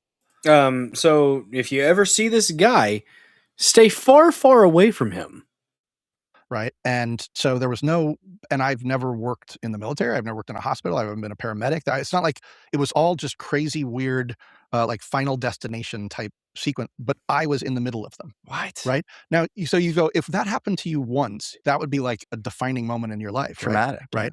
Twice you go, wow, like that's weird. 3 times you go, okay, it's you, dude. Like you're a magnet for this stuff. 4, 5, 6. I'm gonna leave the. But you're not a stranger anymore. So you did a really smart thing. By having me on your show. Okay, yeah, we're friends now. You're safe. We're You're good. safe. Yeah, Well played. Yeah. Wise. So I'm not going to get into all of them, but there's a couple I want to highlight. The first one happened to me when I was 5 years old. I was living in Berkeley at the time. It was before we moved to Walnut Creek. And there's the Berkeley Hills has this park at the top called Tilden Park. And there's a road, Marin Boulevard or Avenue or something, which kind of comes down the side of the Berkeley Hills in a road that just kind of does this. It's like a roller coaster. And I had been up there with my dad, and we were in an old VW Bug. And I used to love coming down that road because it was like steep, right? And then, so I was sitting there holding on to kind of the bar in front of the glove box, riding the car down, right? And we're kind of going down, and I noticed kind of out of the corner of my eye that someone's washing their car. And the water is kind of running off, and I'm thinking, oh, we're chasing the water as it's going down the hill. And I'm thinking, oh, this is so cool. And in front of us, which I'm not really paying attention to, there's a girl on a motorcycle. She's in like jean shorts and a halter top, no helmet, because this was 68. And I'm watching her, I'm watching the water, and she turns. And as she's turning, the water has just gone across the street that she's turning into. Oh no! Did you hit the water and she hydroplaned? How old did he say he was? The back tire hits that water. Her bike slides, stops, flips her. She goes flipping over and hits. They used to have metal fenders in those days. Hits the metal fender, knocks her head right off. It rolls into the road, and my dad has to slam on the brakes to not hit her head. Oh my God. I will say, guys, I've seen a video or two of a car accident where a person was like on a bike or something like that, or got hit, and it was an older fella, and yeah, his head, it got knocked off. It's horrifying, but the right kind of hit can make that happen. Just terrifying. Oh, dude. So, and I'm watching all of this, right? Hanging on, and my dad turns my head and says, "Don't look," right? And he gets out of the car to go deal with this. Well, of course, my head's on a swivel. That's all I can do is look. But I'm 5 years old. Oh, so in my mind, I'm thinking, okay, well, I'm not focusing on the fact that the body is just flailing and blood everywhere and whatnot. I'm focusing on the head, thinking, oh, well, they can just put the head back on. Like, 5 years old. Jesus. Huh. I have a friend that actually has a story similar to this. It was a motorcycle, but this person was being insanely irresponsible, and a fella that was driving a truck out from their driveway was actually a special needs guy, but he was, with enough to like, he functioned at a high enough level to where he could drive and stuff and do work. Like pulled his truck out, and this guy just was flying down this county road on a motorcycle and ended up sliding underneath the truck. And when he slid underneath, his head didn't go down low enough, and it knocked the dude's head off in the helmet still. And my friend was actually probably about the same age. Yep, that'll scar you. Like you would like a G.I. Joe doll or something. It didn't really occur to me, but that happened, right? So that's the first death that I saw. The second death that I saw was That'll break you in pretty damn good. I mean, you're pretty desensitized at that point, right? Well, actually, this is the third death. I can't talk about the second one because my mom will get upset. The third death was, I was on Telegraph Avenue. I'm 15 years old, 16 years old, and I've got a girlfriend, or I've got a date. I'm sorry.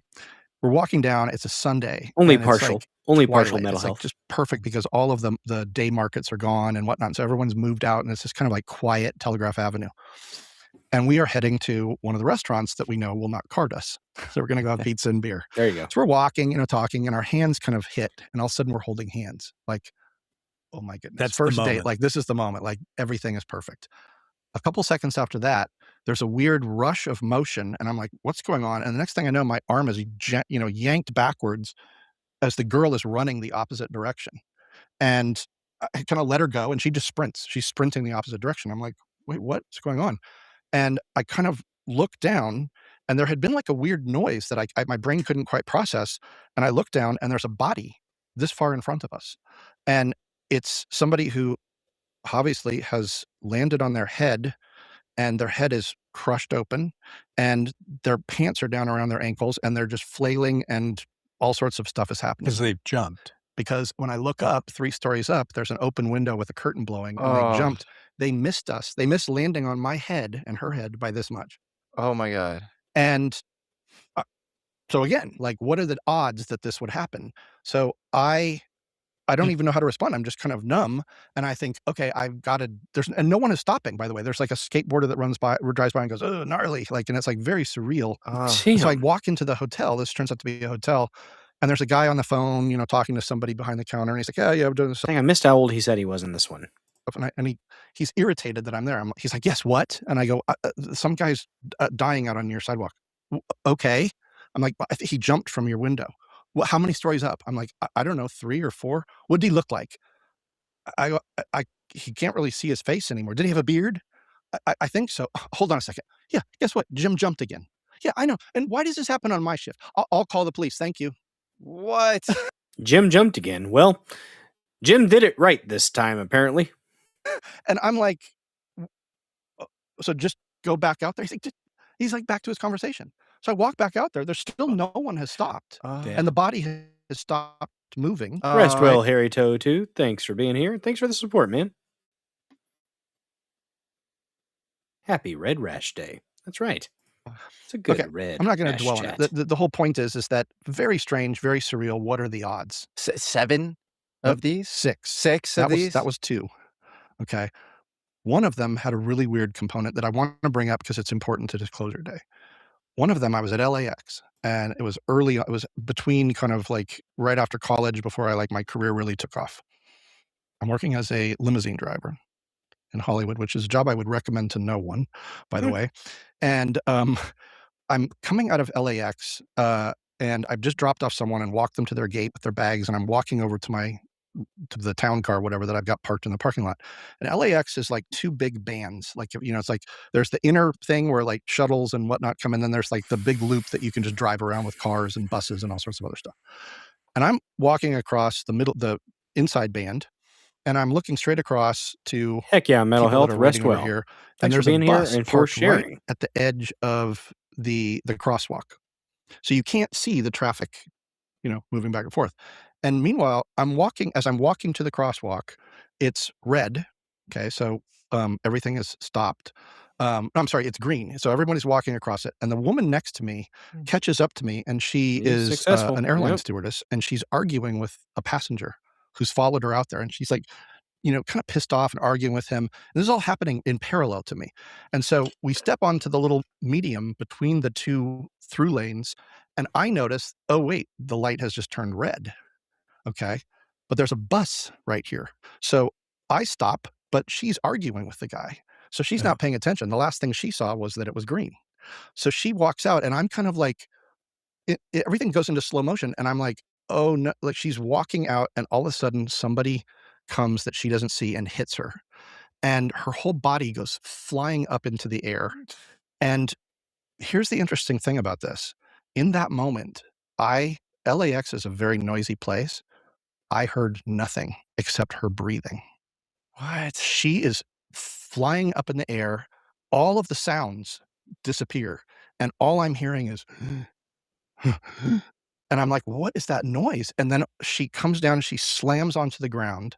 She kind of is all her body's all tangled up and stuff. She kind of looks up through her hair is in her face, and her face is all bloody, and she gasps and then just dies. And right in that moment, all of the noise came back in LAX.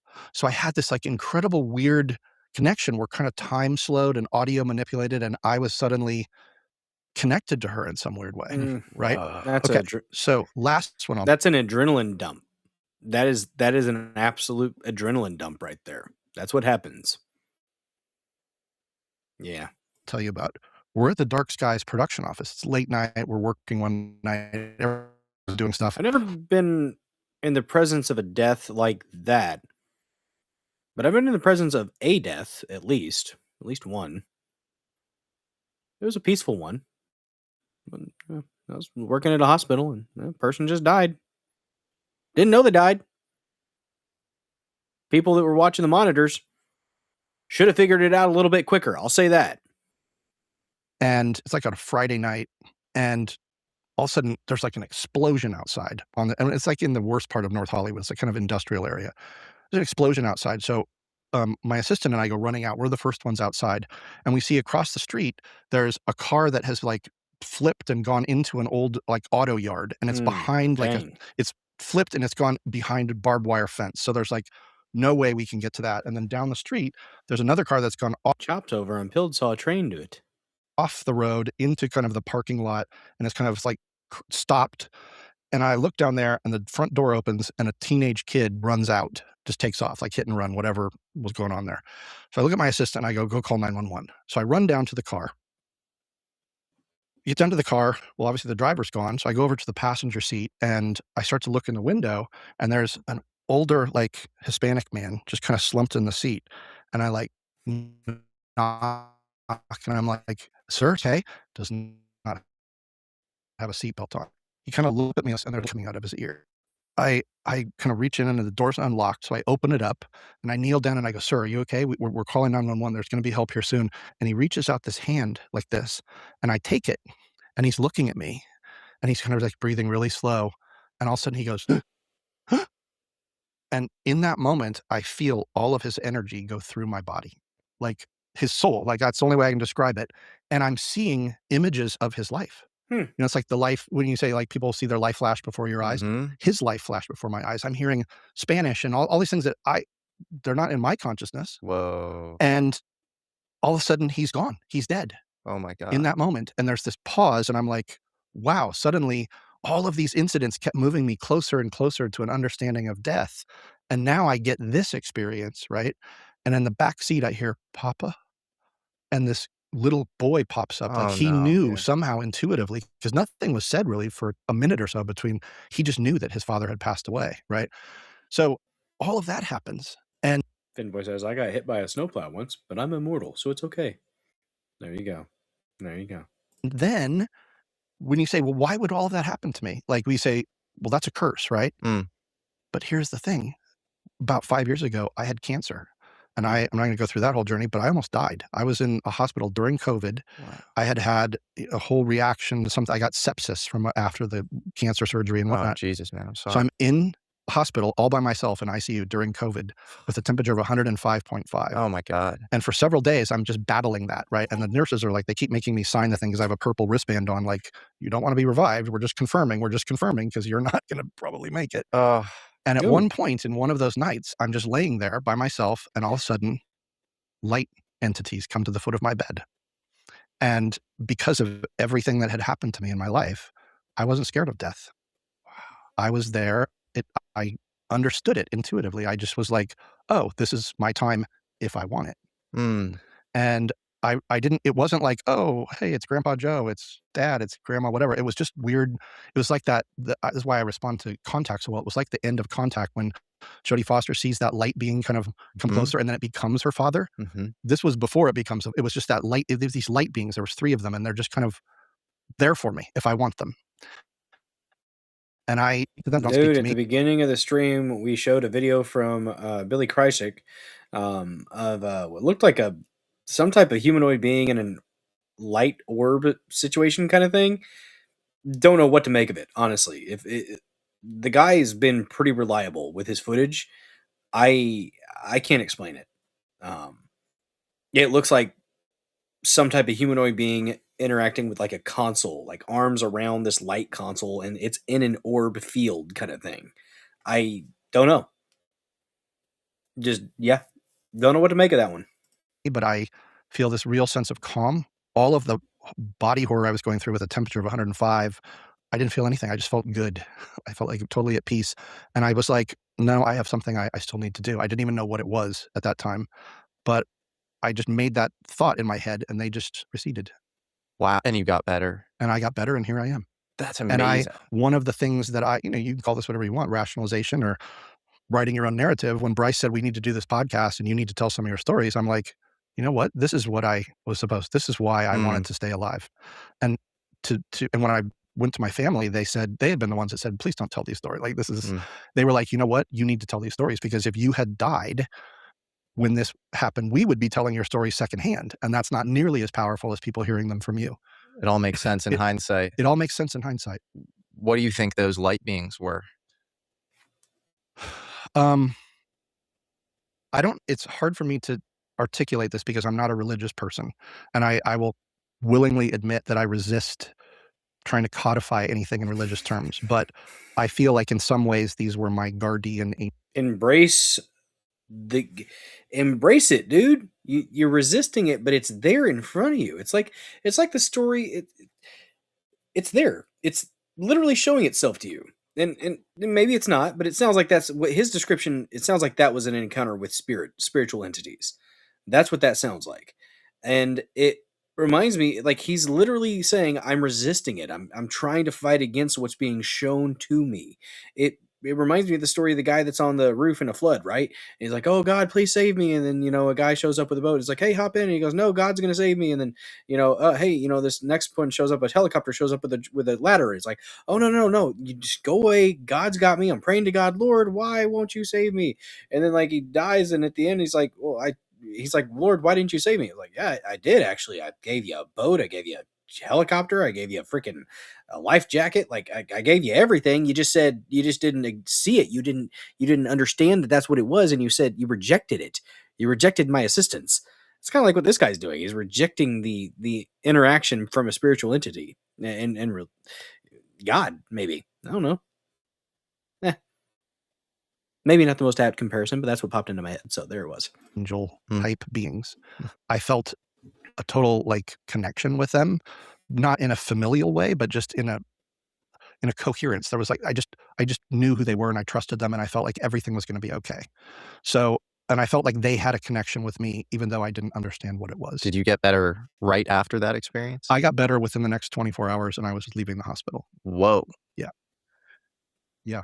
I don't even know what to say after all of that. I mean, those are some gnarly experiences. The 6 deaths that you witnessed, I mean, that's hard to hear for anyone. It's super graphic and intense. And I can only imagine, like, how are you're able to tell the stories in such detail. And I imagine you had to, in each time, sort of process and integrate what had just happened. Yes, but all of them are building on, right? So it's like you have the first experience when I'm 5, I can barely comprehend it, right? Right. And then experiences continue to build on that. And I wouldn't say, there's a way to say, oh, you were being desensitized. No, I think I was being slowly awakened, right? And again, this is all like how you choose to view your own narrative. I could have viewed all of that as I'm traumatized. I need therapy for the rest of my life. I can't be around things that trigger me. I think that's one viable path you can take if you have those type of experiences. Fortunately, I say it's a path. I wouldn't say it's viable, but it is a path. I don't know that I ever made a conscious choice to say, no, don't do that. Don't fall into that path, but victim. He decided to be a victor instead of a victim. That's what he's saying. Now to connect a few other dots, I've had out of body experiences. I have been visited by normal type entities. Like what?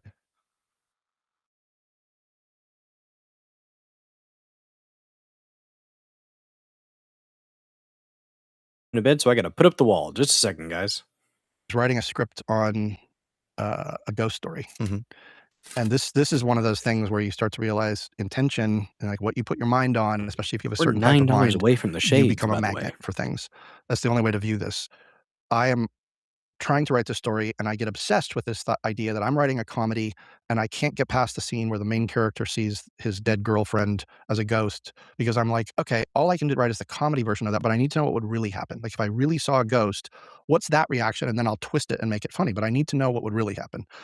And so I'm like, I start reading some ghost stories, and I'm like, well, this is not interesting. So it's like I didn't find what I wanted. So I was going through this phase where I was very frustrated because I couldn't get the answers I wanted. And my ritual at that time was I would write, very late at night, from probably about midnight till 4 a.m., and then I would sleep in, get up around noon. It's the writer's life, right? So I would get up, and then I would walk out. I'd pick up the LA Times. I'd come back. I'd sit in my bed. I'd read the paper or whatever, start to plan out my day, and I'd go do my thing. So I'm doing this one morning, and my cat's on my leg. I'm sitting on the bed. It's like noon, and I'm reading the LA Times, and already my mind is drifting to, am I going to even try and write that scene again today, right? And I hear this voice say, I'm right here. I'm like, here's the thing. A voice has spoken to me a number of times throughout my life. The best way I can describe it is, and it's weird, is that it's if someone's putting like one of those like cooking funnels in my right ear, and there's pouring in pure information. It's not words. It's just like intelligence, pure intelligence, and I just know it. And it's not male or female, but it's like, it's an order. It's like, oh, I feel like at that moment I'm a Manchurian candidate, and something is speaking to me in a higher language, and I just understand it. And it's like, I'm right here. Where is here? I don't. So I lower the paper, and there's a woman standing at the foot of my bed. What?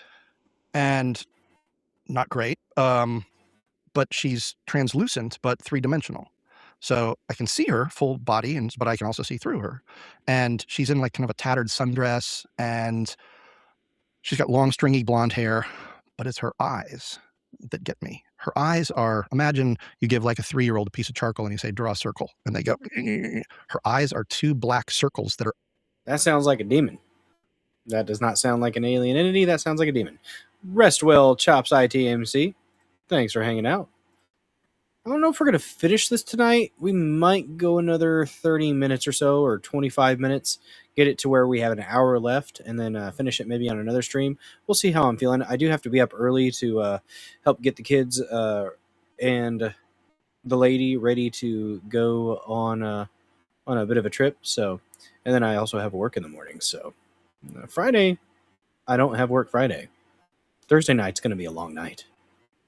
Undulating, which is not comforting. Like that woman's like is a really bad one night stand. Like, so I'm looking at this woman kind of like spellbound, and all of a sudden there's like a rush of motion. The paper falls out of my hand. My cat digs into my legs, jumps off the bed, takes off.